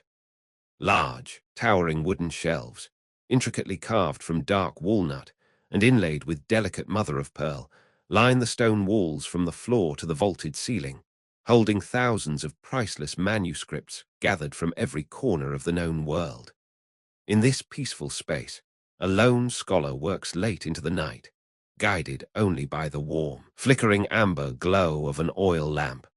With absolute patience, his fingers gently turn the thick, textured pages of an ancient text, the soft, rhythmic rustling of the paper being the only sound that echoes through the dark room. Here, side by side on the shelves, rest the immortal ideas of classical Greek philosophers, translated beautifully into Arabic and Ottoman Turkish, resting peacefully alongside the profound scientific treatises of Islamic astronomers, the lyrical poetry of Persian mystics, and the detailed historical chronicles of Western kingdoms. The library stood as a grand, silent testament to a civilization that viewed knowledge as a sacred treasure, a culture that actively preserved the light of human understanding through changing eras. To imagine sitting restfully in this dark sanctuary of books is to feel completely anchored in the deep, steady current of history, a place where the restless worries of the modern world completely dissolve into the eternal, comforting silence of the written word. As the quiet scholar closes his manuscript and extinguishes the amber lamp, the deep silence of the library is softly answered by a gentle, rhythmic melody echoing from a small stone building nestled beside the grand mosque. This is the Muvakithane, the traditional house of timekeeping, where the master clockmasters of the realm spent their quiet lives tracking the precise movements of the universe. Inside this peaceful room, the air is filled with a wonderfully soothing, hypnotic chorus of delicate ticking sounds, produced by an extraordinary collection of mechanical grandfather clocks, intricately balanced brass pendulums, and ancient, dripping water clocks. These specialized masters were not mere mechanical technicians. They were highly educated astronomers whose sacred duty was to align the daily life of the city perfectly with the celestial rhythms of the cosmos. Every single day, using complex astrolabes and brass quadrants beneath the open sky, the timekeeper would carefully track the exact position of the sun and the shifting constellations, meticulously calibrating the town's clocks to ensure absolute accuracy. In the quiet midnight hours, the steady, unchanging swing of the heavy pendulums creates a powerful, deeply meditative atmosphere that seems to slow the very passage of time itself. The rhythmic, metallic pulse becomes a gentle lullaby for the sleeping city, a comforting reminder that even amidst the vast, chaotic currents of human history, there exists a beautiful, predictable order to the universe. To visualize this dark room of clocks, with its glowing brass gears turning smoothly in the shadows, is to surrender your mind completely to a steady, peaceful rhythm, allowing the gentle ticking to carry your thoughts away into a state of deep, completely uninterrupted rest. As the midnight stillness holds the entire capital in its gentle embrace, our tranquil journey drifts along the dark, shimmering waters of the Bosphorus, arriving at the quiet village of Beykoz. Here, nestled directly against the peaceful shoreline, where the waves lap softly against the wooden piers, lie the historic imperial glass workshops. Inside these darkened rooms, a magnificent, ancient art form comes to life under the watchful eyes of master craftsmen working deep into the night. This is the birthplace of Seshemai Bulbul, a poetic name translating beautifully to the eye of the nightingale. To witness the creation of this rare and precious glass is to watch a mesmerizing dance between intense fire and absolute, delicate patience. The master artisan stands before a roaring furnace, using a long iron rod to gather a glowing mass of molten, liquid glass from the white-hot coals. In the dim light of the studio, the glowing glass shines like a fallen star. With incredible skill and rhythmic movements, the artist rolls the molten form over delicate rods of deep cobalt blue and pristine white glass, meticulously melting them together into one single body. As the artisan gently breathes through the long iron pipe, the glass expands like a fragile bubble, and with a slow, hypnotic twist of the wrist, the blue and white rods begin to spiral gracefully around the cooling form. The straight lines transform into beautiful, winding ribbons that encircle the vase or chalice, closely resembling the intricate, delicate patterns found within the eye of a sleeping songbird. The quiet rhythm of the glassblower's breath, combined with the gentle tapping of iron tools and the soft, glowing amber light of the furnace, creates a deeply meditative, tranquil atmosphere. When the piece is finally placed into a cooling chamber to harden safely over many long hours, it stands as a breathtaking masterpiece of light and shadow. A glass that gracefully captures the very essence of twisting water and midnight stars, inviting the resting mind to let go of its heavy thoughts and spiral smoothly into the calm currents of a deep, restful sleep. Leaving behind the glowing warmth of the glass furnaces, the refreshing night air carries our thoughts back inside the palace walls, gently leading us into the dark, aromatic chambers of the chief imperial herbalist. Within these quiet stone rooms, surrounded by walls lined with small, neatly labeled wooden drawers and dark glass jars, the ancient art of traditional healing was practiced with absolute devotion. In the deepest stillness of the night, when the grand council halls were completely empty, the master herbalist would carefully select dried leaves, rare roots, and aromatic blossoms gathered from the farthest provinces of the realm. Working slowly by the dim, flickering light of a single oil lamp, the healer would place handfuls of fragrant lavender, soothing chamomile, sweet valerian root, and dried linden blossoms into a heavy, smooth stone mortar. The rhythmic, dull sound of the wooden pestle crushing the delicate herbs creates a beautifully steady, hypnotic cadence that echoes softly against the cool stone walls, a soothing melody that had been used for centuries to quiet the restless mind. With incredible patience, the master blends these powdered natural treasures into pots of warm, simmering honey and pure spring water, creating delicate medicinal elixirs, healing syrups, and aromatic nighttime teas, specially formulated to banish anxiety and bring sweet, restorative rest to tired souls. As the herbal mixtures simmer slowly over a low, dying ember, a gentle, comforting steam rises gracefully into the dark room, filling the quiet space with an incredibly rich, soothing fragrance that completely relaxes the body and settles the spirit.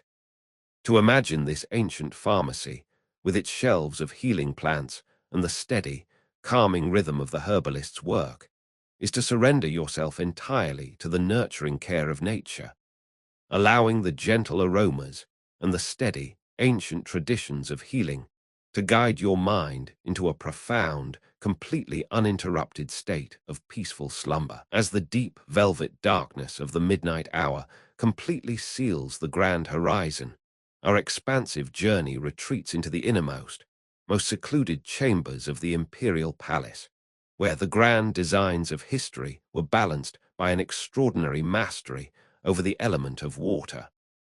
Walking softly through the moonlit corridors of the private pavilions, the ears are gently greeted by a continuous, incredibly soothing melody that seems to wash over the cold stone walls like a liquid lullaby.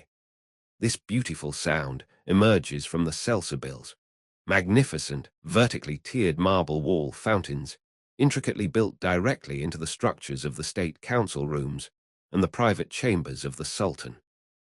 These architectural wonders were engineered with a profound, highly strategic purpose that beautifully combined high politics with absolute tranquility. During crucial day-long meetings, when grand viziers, trusted ministers, and foreign ambassadors whispered of secret treaties, moving armies, and fragile alliances, these fountains were turned on to let the clear spring water cascade gracefully over a series of delicately carved marble basins. Each tiered level of the stone was sculpted with precise, varying depth to create a specific, gentle acoustic pitch as the liquid dropped from one shelf to the next. The rich, continuous murmur of the rushing water created a natural, untouchable blanket of sound, effectively masking the sensitive human voices within the room and ensuring that prying ears or hidden spies outside the heavy wooden doors could never decipher a single spoken word. To sit restfully in the room was to experience a brilliant paradox where a tool of absolute secrecy was simultaneously a masterpiece of meditative calmness, a structure where the practical demands of a global empire were completely softened by the peaceful, rhythmic flow of nature. The water traveled smoothly through hidden lead pipes buried deep within the masonry, emerging like a silver ribbon to cool the warm air of the chamber, wash away the lingering dust of the day, and guide the minds of busy rulers into a state of deep, measured focus. To imagine this dark, empty council hall at midnight, with the oil lamps extinguished and the clear water still flowing softly over the polished grey marble, is to feel the profound stillness of an entire civilization, a place where the loud thunders of historical change completely dissolve into a steady, unchanging stream of pure peace, leaving behind the cool, echoing chambers of the marble fountains. The refreshing night mist carries our journey across the expansive, shadows-draped courtyards toward the sprawling structures of the imperial kitchens, where an entirely different, incredibly comforting ritual of warmth begins to wake up in the dark. Long before the very first bird begins to chirp in the cypress trees, and while the vast city of Istanbul is still completely wrapped in a heavy, undisturbed slumber, the master bakers of the palace gather inside the massive brick bakeries to begin their sacred daily task. The vast rooms, illuminated by the deep, glowing amber light of colossal wood-fired ovens, carry a comforting, ancient energy that instantly melts away the chill of the night. These dedicated artisans, carrying traditions passed down through generations of master guilds, work with an absolute, silent discipline that resembles a grand nocturnal dance. Enormous wooden troughs are filled with the finest, twice-sifted wheat flour gathered from the fertile plains of Anatolia, mixed slowly with pure spring water, sea salt, and a rich, living sourdough starter that had been nurtured for decades within these walls. The rhythmic, heavy sound of the bakers kneading the massive dough, the steady pressing, turning, and stretching of the flour upon the thick oak tables, creates a beautifully deep, hypnotic cadence that echoes softly into the high brick arches. Every single movement is performed with immense patience and physical pride, knowing that this early morning labor will directly sustain thousands of souls, from the humblest stable guards and busy palace scribes to the high ministers and the sultan himself. The very moment the sun breaks over the eastern sea, as the dough is shaped into perfect, plump loaves and gently dusted with tiny, aromatic sesame and black cumin seeds, the master bakers use long-handled wooden paddles to slide them deep into the heart of the radiating brick ovens. Within minutes, an incredibly rich, sweet, and deeply nostalgic aroma of baking bread begins to rise gracefully from the chimneys, drifting softly through the morning mist and floating over the quiet cobblestone alleys of the sleeping capital. This unmistakable scent carries a profound sense of absolute security, abundance, and human warmth, a reminder that even in a world ruled by powerful decrees and sharp swords, the most fundamental, gentle care of life is meticulously prepared in the dark. To visualize these glowing ovens, with their quiet warmth radiating through the ancient bricks and the gentle, rhythmic work of the midnight bakers, is to surrender your mind completely to a feeling of deep, unconditional comfort, allowing the soothing aromas and the steady, ancient rhythms of the hearth to cradle your thoughts into a state of profound, completely uninterrupted rest. As the grand tapestry of the midnight hour unrolls its final, deepest layers of silence over the sleeping capital, our meditative journey wanders down a hidden architectural path, revealing how the empire masterfully transformed the literal residue of darkness into the eternal light of human knowledge. Within the colossal structure of the Suleymani Mosque, thousands of pure beeswax candles and olive oil lamps burned continuously throughout the day and night to illuminate the vast stone sanctuary for weary travelers and faithful scholars. Yet, instead of allowing the dark smoke and heavy soot from these countless flames to ruin the magnificent, pristine frescoes and elegant white marble of the soaring domes, the master architect engineered a hidden, incredibly sophisticated ventilation system. He carefully designed a sequence of secret airflow channels located directly above the main entrance, creating a natural, gentle draft that pulled every single stray particle of rising smoke away from the main prayer hall and guided it smoothly into a small, specially built soot-gathering chamber known across the capital as the ink room. Inside this dark, entirely silent space, the velvet black soot would settle peacefully upon the stone walls over many long months, forming a thick, incredibly fine powder born directly from the light that illuminated the sacred hall. In the quietest hours of the night, specialized craftsmen would softly enter this secret room to scrape the precious black dust into large clay jars, carrying it directly to the workshops of the imperial calligraphers.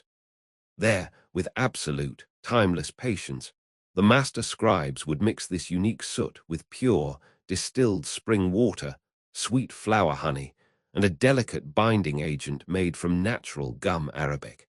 For days on end, the mixture would be ground continuously inside smooth stone bowls using heavy wooden pestles, creating a beautifully rich, uniquely lustrous black ink that carried a profound, mystical quality. Because this ink was completely organic and derived entirely from the gentle soot of oil lamps, It possessed an unmatched durability that would never fade, change color, or corrode the thick handmade parchment over the passage of many centuries. When a scribe dipped a freshly sharpened reed pen into this dark liquid, the smooth, oily ink would glide across the textured paper with absolute, effortless grace, leaving behind words that were physically engineered to outlast the very empires that inspired them. To imagine this dark, hidden ink room in the dead of night, with the gentle winds of the Bosphorus pulling the silent smoke through the secret stone channels, is to experience a world where even the waste and shadows of life were gathered with profound respect, turned beautifully into art, and preserved to guide the minds of future generations through the quiet, unchanging passage of time. From the secret soot chambers of the Grand Mosque, the soft midnight breeze carries our wandering thoughts outward to the exterior stone walls of the capital's grandest libraries, madrasas, and public fountains, where an extraordinary tradition of universal compassion was beautifully carved directly into the local architecture. Looking closely at the high, wind-sheltered facades of these massive stone structures beneath the silver moonlight, the eyes are deeply touched by the sight of the cuchivlery, exquisite, incredibly detailed miniature palaces, castles, and mosques built entirely for the protection of the city's tiny wild birds. These architectural masterworks were never treated as simple, casual afterthoughts. Instead, they were systematically integrated into the grand blueprints of major state buildings by the most celebrated architects of the realm. Crafted with immense pride and microscopic detail from the very same stone that formed the fortresses of the empire, these tiny birdhouses featured beautifully carved miniature domes, intricate pointed windows, small sweeping staircases, and delicate, paper-thin stone balconies where small sparrows, doves, and swallows could comfortably rest after long flights across the sea. The masons of the capital would specifically position these beautiful bird sanctuaries high upon the southern or western walls of the great buildings, ensuring they were completely shielded from the freezing, ruthless northern winds of winter, while receiving the absolute maximum amount of warming, golden sunlight during the day.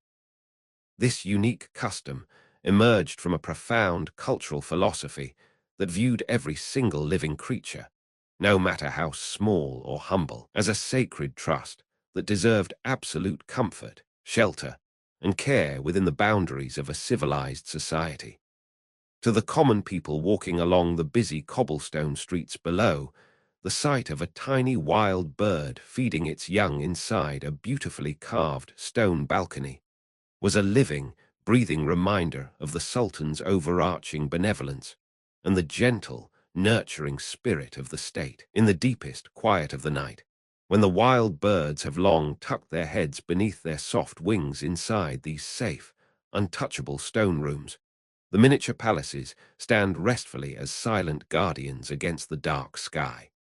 To visualize these tiny, beautiful structures perched high upon the ancient walls, completely undisturbed by the chaos of the human world below, is to fill your mind with a deep, unconditional sense of safety and universal kindness, allowing the quiet shelter of the stone and the gentle, rhythmic breathing of nature to carry your spirit away into a state of profound, completely uninterrupted sleep.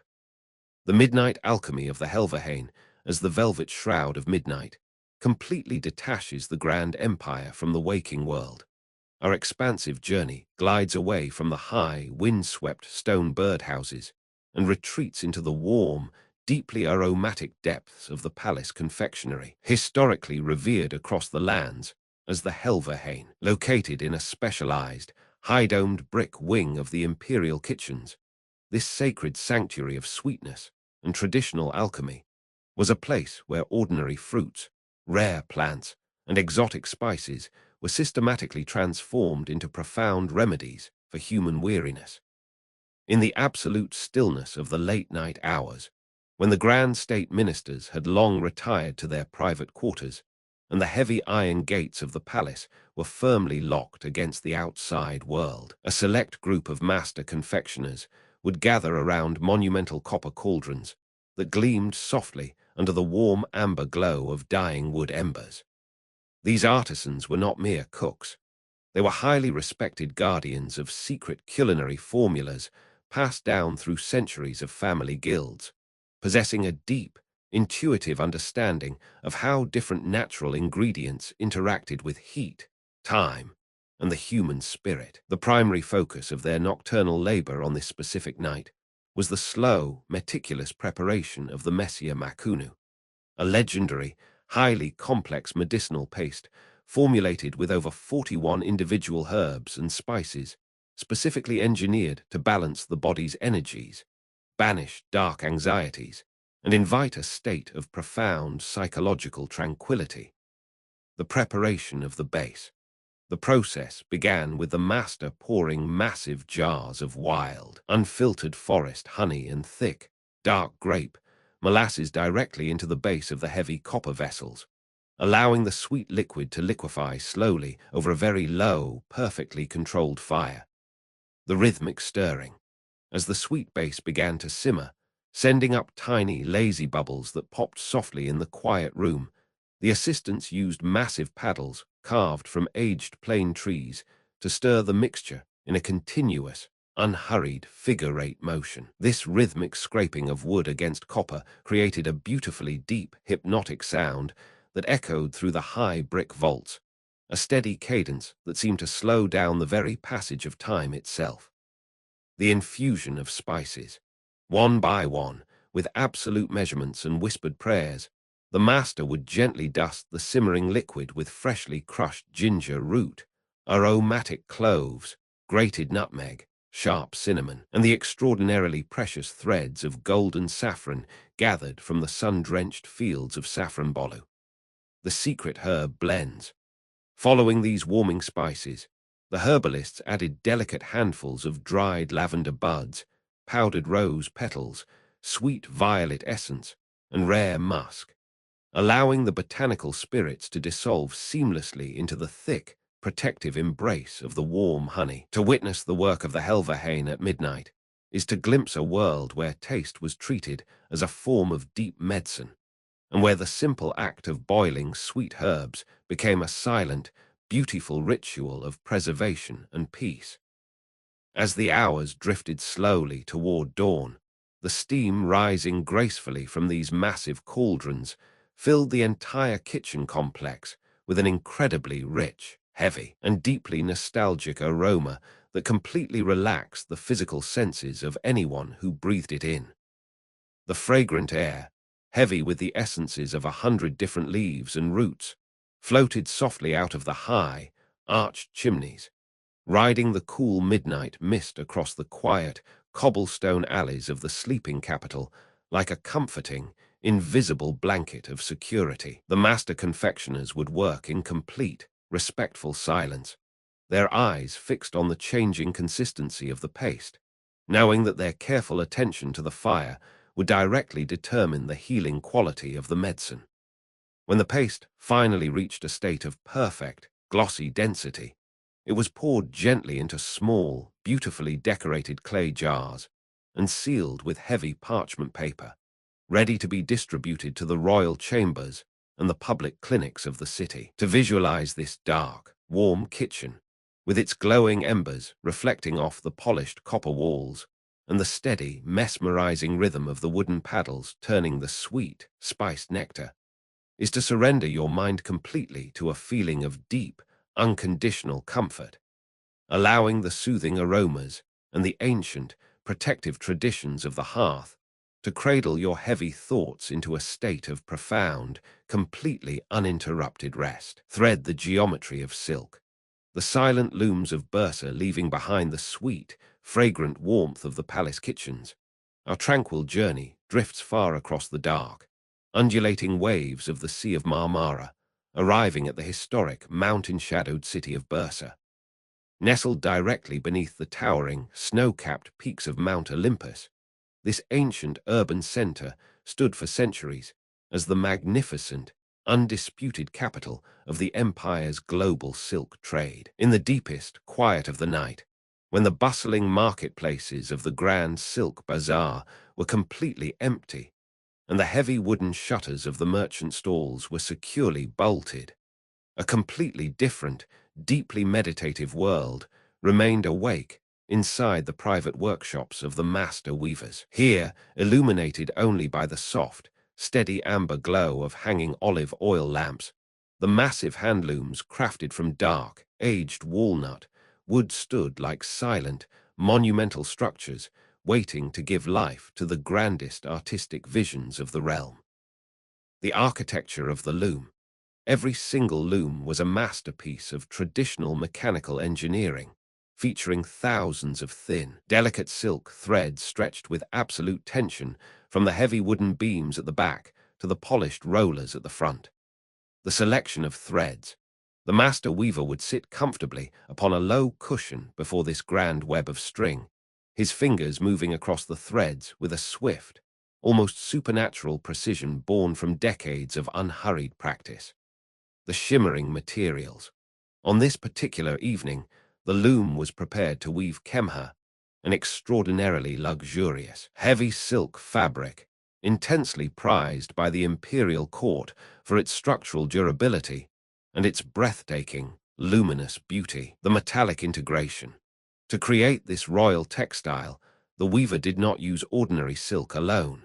Instead, he artfully integrated thin, shimmering threads of pure, drawn silver and beaten gold directly into the warp and weft of the fabric. The quiet, repetitive mechanics of the weaving process created a beautifully complex, deeply hypnotic auditory landscape within the dark studio. As the artisan pressed his feet rhythmically upon the wooden foot pedals below, the massive harness of the loom would shift up and down with a soft, sliding wooden sigh, separating the thousands of vertical silk strands into a precise, geometric opening. With a smooth, practiced flick of the wrist, the weaver would then send the heavy wooden shuttle sliding horizontally through the open threads, carrying a bobbin of golden string across the loom with a gentle, whispering clack-clack sound that echoed softly against the cool stone walls. This sequence of sounds, the sliding sigh, the flying whisper, and the dull thud, was repeated thousands of times throughout the night, forming a steady, unwavering song of creation that seemed to completely banish the chaotic worries of the outside world from the quiet room. The geometric patterns that slowly emerged upon the shimmering fabric were works of profound philosophical meaning and artistic grace. The master weaver did not simply throw colors together. He followed intricate, traditional charts that mapped out grand arrangements of sweeping palmettes, repeating pomegranates symbolizing infinite abundance, and the elegant, stylized curves of the imperial tulip rising gracefully against a background of deep crimson or majestic indigo. As the gold and silver threads were tightly packed into the silk matrix, they caught the flickering light of the oil lamp, creating a brilliant surface that looked as if it were alive, breathing with shifting, radiant colors as the fabric slowly rolled around the wooden cylinder. To the people of the court, wearing these garments was a statement of cosmic order, a visual proof that human hands could organize the chaotic beauty of nature into a permanent, harmonious geometry of line and color. In the deepest hours before the dawn, as the master weaver continues his slow, rhythmic movements, the boundaries between the physical labor and the dreaming mind begin to soften beautifully into one single entity. The endless lines of silk threads stretching into the shadows of the workshop closely resemble the complex, delicate paths of our own thoughts as we prepare to leave the worries of the day behind. Every single pass of the wooden shuttle is like a gentle wave of comfort washing over the mind, weaving a thick, protective fabric of peace that completely shields the spirit from the cold winds of anxiety. To imagine this silent workshop in Bursa, with the snow falling softly upon the dark mountain peaks outside, and the steady, hypnotic clack-clack of the loom continuing its timeless song within the shadows, is to allow your consciousness to slide smoothly into that very same web of harmony. The silver threads shimmer, the dark wood sighs, and your mind is gracefully permitted to let go of its heavy weights, drifting gently down into the soft, luxurious embrace of a deep, completely undisturbed and restorative sleep. As the deep and undisturbed velvet of the midnight hour completely seals the grand capital from the waking world, our tranquil journey wanders away from the rhythmic click of the Bursa looms and returns to the quiet, moonlit sanctuary of the imperial scriptoriums. In these silent stone rooms, long before a single letter could be traced by the master calligraphers, an extraordinary and deeply meditative ritual of patience had to be performed upon the thick, handmade sheets of raw paper. This was the ancient art of paper polishing, a long process designed to transform the rough, porous surface of organic hemp and linen sheets into a texture as smooth as polished ivory or liquid silk. The journey of the paper began with the application of a specialized mixture known as agate, a delicate liquid compound masterfully cooked from boiled wheat starch and the whipped whites of fresh eggs. This organic glaze was painted onto the paper with wide brushes made from soft goat hair, sealing the raw fibers and preventing the acidic ink from ever sinking too deeply or spreading uncontrollably across the page. Yet, once this protective glaze had completely dried, the paper could not be written upon immediately. Instead, it was placed carefully inside dark chests made from seasoned walnut wood, where it was permitted to rest and mature in complete darkness for at least an entire year.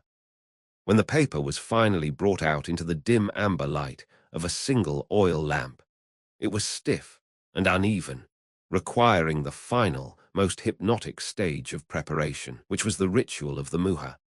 The master polisher would sit comfortably upon a low velvet cushion before a heavily slanted desk crafted from smooth, solid pearwood.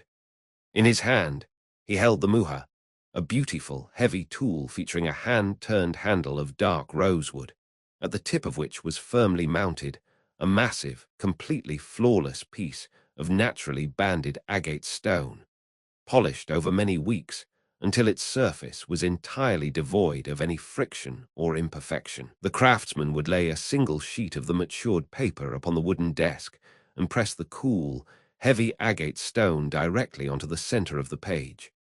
With an absolute, unwavering consistency of pressure and a remarkably steady movement of his arm, he would begin to glide the agate stone back and forth, over every single square inch of the surface. The quiet, repetitive sound of this friction, a soft, rhythmic, whispering scrape that echoed gently against the stone walls, became the only melody in the dark room, a steady cadence that seemed to slow down the very pulse of the night. This slow movement of the stone over the paper flattened the microscopic fibers and the dried starch glaze, melting them together until the page began to catch the dim light of the lamp, glowing with a beautiful, understated satin sheen. To watch the master polisher at midnight was to witness a profound philosophy of devotion, where hours of silent, repetitive labor were sacrificed just to prepare a single canvas for future wisdom. The artisan's eyes remained entirely fixed on the changing reflection of light across the page, his fingertips constantly feeling for the slightest hidden texture or microscopic grain, correcting it with another gentle, sweeping stroke of the cool agate stone. When the entire sheet was completed, it felt completely weightless and soft to the touch, so purusus that a freshly sharpened reed pen could later glide across it without the slightest whisper of resistance, leaving behind words that looked as though they were floating effortlessly upon a surface of solid light. To imagine this dark, silent room in Istanbul, with the gentle midnight winds rustling the cypress trees outside, and the steady, hypnotic whisper of the agate stone continuing its timeless movement within the shadows, is to allow your own thoughts to be smoothed out by that very same rhythm, letting go of the rough edges of daily anxiety and sliding gently into the calm, unhurried currents of deep rest. Leaving behind the quiet warmth of the calligrapher's studio, the refreshing night mist carries our journey out into the expansive, labyrinthine network of the capital's residential neighborhoods, where the grand architecture of the state dissolves into the intimate, quiet world of ordinary families. In these late-night hours, when the thousands of wooden houses made from dark pine and sturdy chestnut wood are completely dark, and every single oil lamp behind the latticed windows has been extinguished, the safety of the entire city is handed over to the neighborhood watchmen, historically revered across the quarters as the Bexies. These solitary figures were the living heartbeat of the sleeping city, walking the narrow, winding cobblestone streets with an absolute vigilance that provided a profound, unconditional sense of security to every household. The watchman carried a massive, heavy staff crafted from solid cornelian cherry wood or deeply seasoned oak, capped at the bottom with a thick ring of polished brass that gleamed softly beneath the silver light of the crescent moon. As he walked through the heavy fog rising from the waters of the Golden Horn, his footsteps making no sound upon the worn stones, he would lift his heavy staff and strike it firmly against the ground every 20 or 30 paces, creating a deep, resonant thud that echoed softly down the dark alleys. This periodic sound was never intended to startle or wake the sleeping citizens. Instead, it was designed as a comforting, rhythmic signal that traveled through the wooden walls of the houses, whispering to the subconscious minds of the resting families that someone was awake, watching over their homes, and shielding their lives from the terrifying danger of fire or shadows. The deep, metallic thud of the brass-capped staff against the wet cobblestones became a beautiful, predictable anchor in the dark, a sound that told the weary mother, the tired laborer, and the sleeping child that they were completely protected under the watchful eyes of the neighborhood guild. Every single watchman possessed a deep, intimate knowledge of every single house on his route, recognizing the unique shape of every roof line, the creak of every gate, and the specific shadows cast by the old plane trees beneath the stars. If the night air grew particularly still and cold, the watchman would raise his voice into the misty darkness, singing a low, deeply melodic poem known as a mani, his operatic baritone voice carrying a hauntingly beautiful, soothing melody that blended seamlessly with the sighing of the wind. These poems were gentle, simple verses that spoke of the beauty of the seasons, the peacefulness of the night, and wishes for divine protection over the household, delivered with a slow, drawn-out cadence that acted like a distant, comforting lullaby for the entire quarter. To hear that familiar voice drifting through the fog, accompanied by the steady, regular thud of the wooden staff, was to experience the true luxury of absolute peace, knowing that the vast mechanics of a global empire were completely focused on safeguarding the simple, quiet sleep of a single street. As the watchman continues his slow, unhurried walk into the deep shadows of the ancient alleys, his figure slowly dissolving into the beautiful blue mist of the pre-dawn hours, the distant echo of his staff becomes softer and softer, turning into a faint, rhythmic heartbeat that matches the slow, relaxed breathing of your own body. The dark wooden houses are perfectly safe. The heavy gates are securely locked. The watchman is standing guard beneath the stars, and your mind is now gracefully permitted to surrender all its remaining weights, drifting down gently into the profound, completely uninterrupted and restorative sanctuary of a deep, beautiful sleep. As the boundless and completely undisturbed tapestry of the deep midnight hour unrolls its heaviest layers of absolute quietude over the sleeping capital, our meditative voyage drifts silently away from the echoing footsteps of the neighborhood watchman and enters the private, warmly illuminated chambers of the Imperial Fragrance Laboratory, historically revered across the palace as the Bursa. Inside these quiet stone rooms, surrounded by solid marble walls that have absorbed the sweet, mysterious essences of 1,000 different precious blossoms and rich resins over the course of centuries, the ancient masters of aromatics worked in complete, respectful silence to craft the sacred scents that would soothe the spirits of the rulers and cleanse the air of the royal chambers. In the deepest hours of the night, when the grand marble courtyards were entirely empty, and the only light came from the soft, flickering amber glow of a few oil lamps, the chief perfumer would open heavy chests made from dark, fragrant cedarwood to select the most precious and rare raw ingredients gathered from the farthest corners of the known world. He would carefully handle large pieces of dark agar wood, prized intensely for its deep, comforting warmth, alongside rich lumps of raw ambergris gathered by brave sailors from the stormy shores of the Indian Ocean, and precious pods of natural musk carried by overland caravans across the Silk Roads. Working with absolute, timeless patience, the master would place these hard, aromatic treasures into a massive mortar carved from a single piece of solid green jade, using a heavy pestle of smooth white marble to grind them down into an incredibly fine, velvety powder. The rhythmic, muffled sound of the stone pestle crushing the rare woods, a steady, low cadence that echoed softly against the vaulted brick ceiling, became the only melody in the dark room, a soothing rhythm that seemed to slow down the very passage of time itself.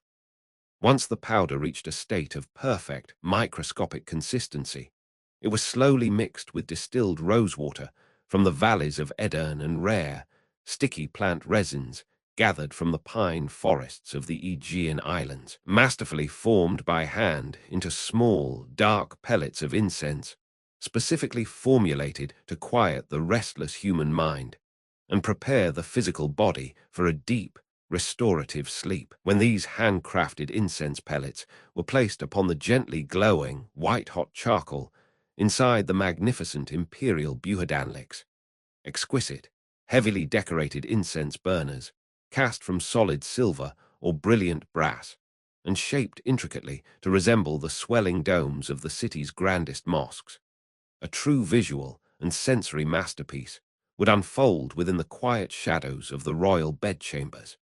Instead of burning with a fierce, unpredictable flame, the incense would smolder with an absolute, gentle patience, sending up a thin, elegant ribbon of pale blue smoke that rose gracefully into the dark air like an invisible vine of pure fragrance. The master metalworkers of the capital had meticulously pierced the silver covers of these burners with thousands of tiny, microscopic geometric openings and floral patterns, ensuring that as the warm smoke rose from the charcoal, it was beautifully filtered and divided into countless delicate, twisting tendrils that danced softly beneath the high ceilings. The rich, woody aroma of the burning agarwood, completely softened by the sweet, oceanic undertones of the ambergris and the delicate embrace of the rosewater, would slowly and completely fill the massive room, creating a powerful, deeply meditative atmosphere that instantly washed away the heavy worries, political anxieties, and mental exhaustion of the day. To watch this silent dance of the incense smoke in the dead of night was to experience a profound philosophy of transformation, where the physical treasures of the earth were gracefully surrendered to the fire, turning into a beautiful, fleeting spirit of peace that wrapped the entire palace in a blanket of unconditional safety.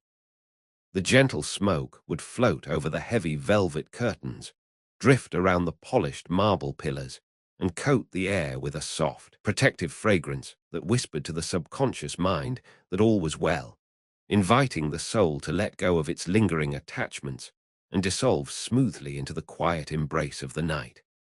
As this soothing, aromatic smoke slowly dissipates into the high arches of the palace, the cool midnight breeze pulls our wandering consciousness out through the grand latticed windows and guides us down the sloping stone pathways toward the dark, mesmerizing shores of the Bosphorus. At this hour, around 3 in the morning, the legendary strait that physically separates two vast continents is wrapped in a deep, sapphire blue mist, its waters moving with a slow, heavy rhythm that reflects the silver light of the crescent moon and the distant, twinkling stars above like a massive sheet of liquid obsidian. The bustling harbors that filled the day with the loud shouts of merchants, the creaking of grand sailing ships, and the chaotic energy of international commerce are now completely silent, completely transformed into a sanctuary of absolute, undisturbed tranquility. Resting peacefully against the wooden piers of the imperial pavilions are the Sultanate Kayagi, the magnificent private rowboats of the Sultan, carved masterfully from the finest planks of seasoned cedar and dark walnut wood, and decorated along their long, sweeping hulls with brilliant gold leaf and delicate ivory carvings that shimmer beautifully beneath the moonbeams. Inside the largest of these grand cakes, a crew of 24 elite rowers, chosen from the disciplined ranks of the Imperial Bostansai Corps, stand ready in complete, absolute silence, waiting to guide the royal vessel across the dark waters to the Asian shore. These rowers were widely celebrated across the realm for their incredible physical endurance, absolute discipline, and their unique ability to move massive wooden boats across the strongest currents of the sea without making a single loud sound. They wore simple, elegant robes of clean white linen and soft leather shoes that made no noise upon the lacquered wooden deck of the caique. When the order to depart was silently given by the wave of a hand, the rowers would sit down upon their low, velvet-cushioned benches with perfect coordination, their eyes fixed forward in complete focus, as they took hold of the massive, heavy oars carved from flexible ash wood. With a synchronized, unhurried movement of their entire bodies, they would lean back and dip the long wooden blades into the dark, cool water, pulling together with a smooth, powerful strength that sent the magnificent boat gliding forward across the sea like a silent, golden swan. The mechanics of their rowing created a beautifully deep, hypnotic auditory landscape that seemed to wrap the resting mind in a cocoon of absolute peace. As the long ash oars dipped into the water, there was no harsh splashing or loud noise. Instead, the blades cut through the sea with a soft, whispering hiss, followed immediately by the gentle, rhythmic sound of the water lapping against the smooth, curved hull of the boat as it sliced through the waves. This sequence of sounds, the soft hiss of the blade, the deep pull through the current, and the gentle splash of the trailing wake, was repeated with an absolute, unchanging precision every few seconds, forming a steady, unwavering melody of motion that matched the slow, relaxed heartbeat of the sleeping earth. The rowers moved as if they were a single, living, breathing organism, their bodies rising and falling in perfect harmony with the undulating swells of the Bosphorus, completely immune to the exhaustion of the physical world. The long wooden oars would lift into the midnight air, catching the silver moonlight for a brief, beautiful moment as the water droplets fell from their tips like strings of liquid diamonds, before plunging back down into the dark sea to continue their timeless, soothing song. As the royal caique travels deeper into the center of the wide strait, completely surrounded by the dark, misty silhouettes of the hills of Europe on one side and Asia on the other, the boundaries between the physical world and the dreaming mind begin to soften and blur. The distant lights of the quiet shorefront palaces, reflecting long ribbons of golden light across the moving water, look like ancient, half-forgotten memories floating smoothly through a serene dreamscape. The absolute stillness of the air, the cold mist rising from the sea, and the steady, rhythmic cadence of the oars combine to create a profound sense of isolation from the noise and chaos of human history. On this boat, floating suspended between two worlds, time loses its rigid, mechanical pressure, transforming into a slow, natural flow that permits the spirit to rest entirely in the beauty of the present moment. The Grand Sultan, resting comfortably inside the private, silk-curtained pavilion at the back of the boat, watches the dark waves rise and fall, his mind completely pacified by the steady, hypnotic work of his rowers, surrendering all the heavy burdens of his global empire to the vast, protective care of the sea. To visualize this silent midnight journey across the Bosphorus, is to allow your own consciousness to slide smoothly onto that very same boat, letting the steady, unhurried pulling of the oars carry your thoughts away from the heavy burdens and anxieties of your waking life. Every single dip of the wooden blades into the dark water is like a gentle wave of comfort washing over your mind, sweeping away the lingering stress of the day and replacing it with an unconditional feeling of safety and pure tranquility. The thin blue smoke of the imperial incense continues to rise gracefully in your memory, filling your inner spaces with the calming warmth of agar wood and the purity of roses, while the rhythmic, whispering hiss of the sea beneath the boat cradles your spirit into a state of absolute relaxation. The ancient cities are fast asleep. The massive fortresses are silent. The elite rowers are moving with perfect harmony beneath the stars, and your heavy eyelids are now gracefully permitted to close completely, surrendering your entire being to the profound, uninterrupted, and deeply restorative sanctuary of a beautiful, endless sleep. As the absolute and completely undisturbed velvet of the midnight hour deepens into its final, most mysterious watch, our tranquil journey drifts away from the dark, undulating waters of the Bosphorus and returns to the winding, shadow-draped alleys of the old city, where the secret worlds of ancient craftsmanship remain quietly awake. Tucked away in a small, stone-walled workshop nestled beneath the protective shadow of the Galata Tower, a single oil lamp casts a long, golden ribbon of amber light across a workbench covered in fine wood shavings and dried stalks of river reed. This is the sacred sanctuary of the Master Nazan, the traditional artisan whose entire life is dedicated to the exquisite, deeply spiritual art of fashioning the ney, the ancient reed flute whose breathy, haunting voice had served for centuries as the literal heartbeat of Sufi mysticism and palace music. To enter this quiet room at 4 in the morning is to step directly into a realm of absolute patience, where the chaotic noise of human history is completely silenced by the slow, rhythmic movements of a master artisan working in perfect harmony with the night. The journey of every single ney began far from the busy streets of the capital, along the peaceful, sun-drenched banks of the Nile River or the quiet marshes of southern Anatolia, where the wild reeds grew tall and strong beneath the open sky.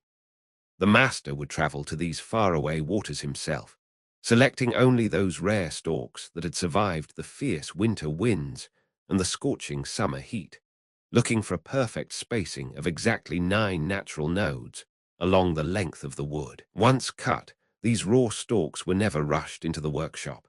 Instead, they were hung in dark, well-ventilated barns to dry slowly over several long years, allowing the moisture of the earth to completely evaporate until the green skin turned into a beautiful, rich shade of golden amber. In the deepest quiet of this midnight hour, the old craftsman takes one of these matured reeds into his weathered hands, his fingers moving softly across its textured surface to feel the unique spirit of the wood before beginning the delicate process of hollowing out its interior.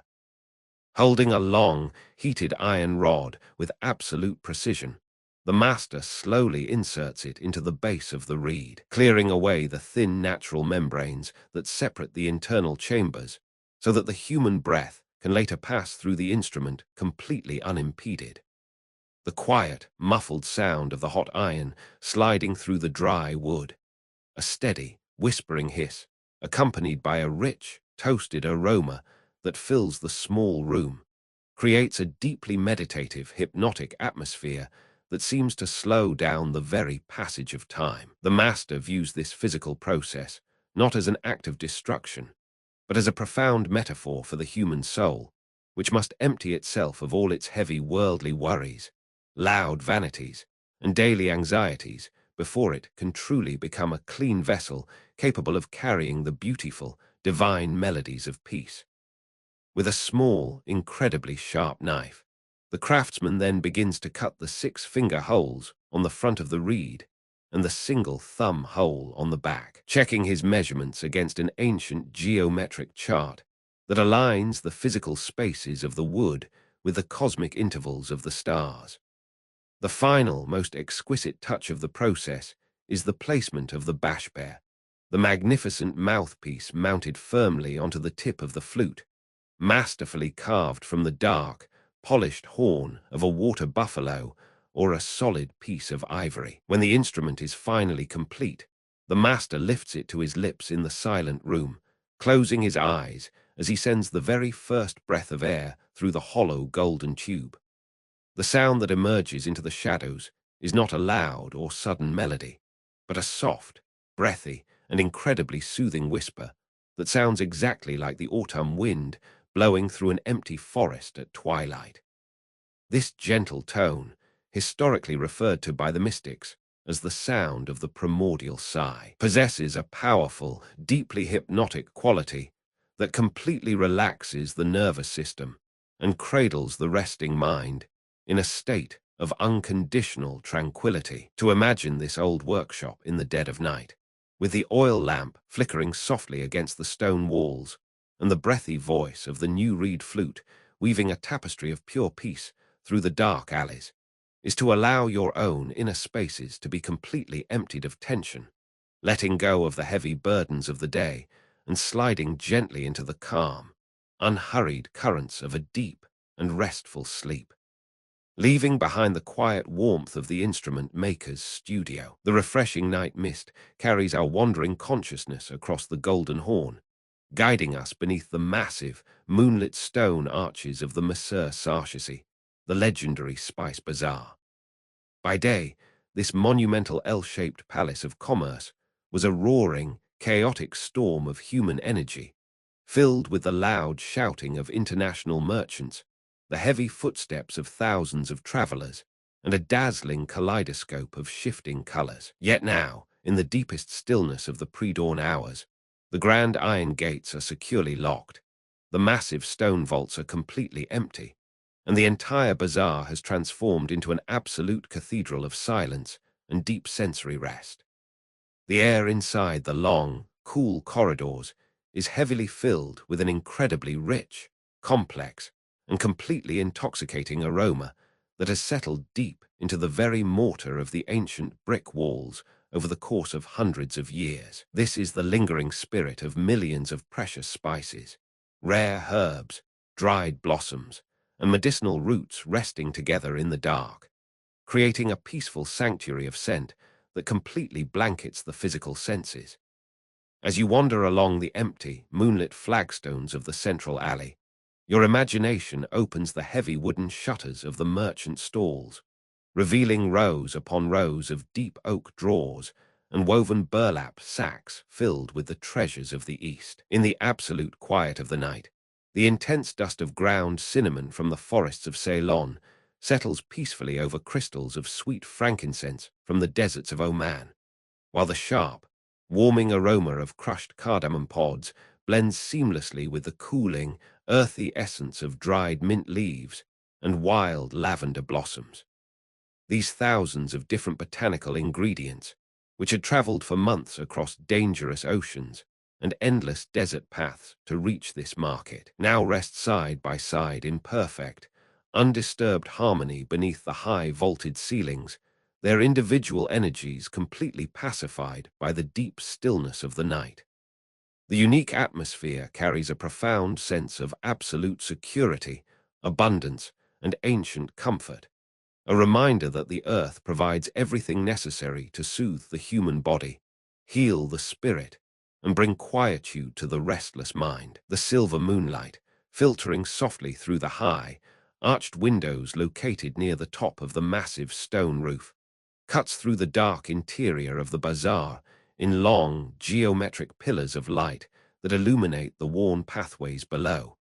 There are no footsteps to break the silence, no voices to disturb the air. There is only the slow, natural breathing of the ancient building itself as it cools down from the heat of the day. The rich, aromatic air moves through the empty corridors like an invisible wave of pure relaxation, wrapping around the stone pillars, floating over the carved wooden counters and coating every surface with a soft, protective blanket of peace that completely shields the space from the worries of the outside world. To visualize this dark, silent bazaar at midnight, with its treasures of spice sleeping in their wooden chests and the moonlight drawing beautiful patterns across the stone floors, is to immerse your mind entirely in a world of absolute purity and timeless rest. The breathy, whispering melody of the master's reed flute continues to echo softly in your memory, its gentle rhythm matching the slow, relaxed rising and falling of your own chest as you lay completely safe within the quiet sanctuary of the night. The heavy aromas of the spice vaults surround your spirit with a comforting warmth, washing away the final remnants of mental exhaustion and replacing them with an unconditional feeling of deep, restorative peace. The vast machinery of the historic empire has completely faded into the shadows. The grand palaces are silent. The master craftsmen have put away their tools, and the ancient markets are fast asleep beneath the stars. Your heavy eyelids are now gracefully permitted to close entirely, surrendering your entire being to the profound, uninterrupted, and deeply beautiful sanctuary of a deep, endless sleep.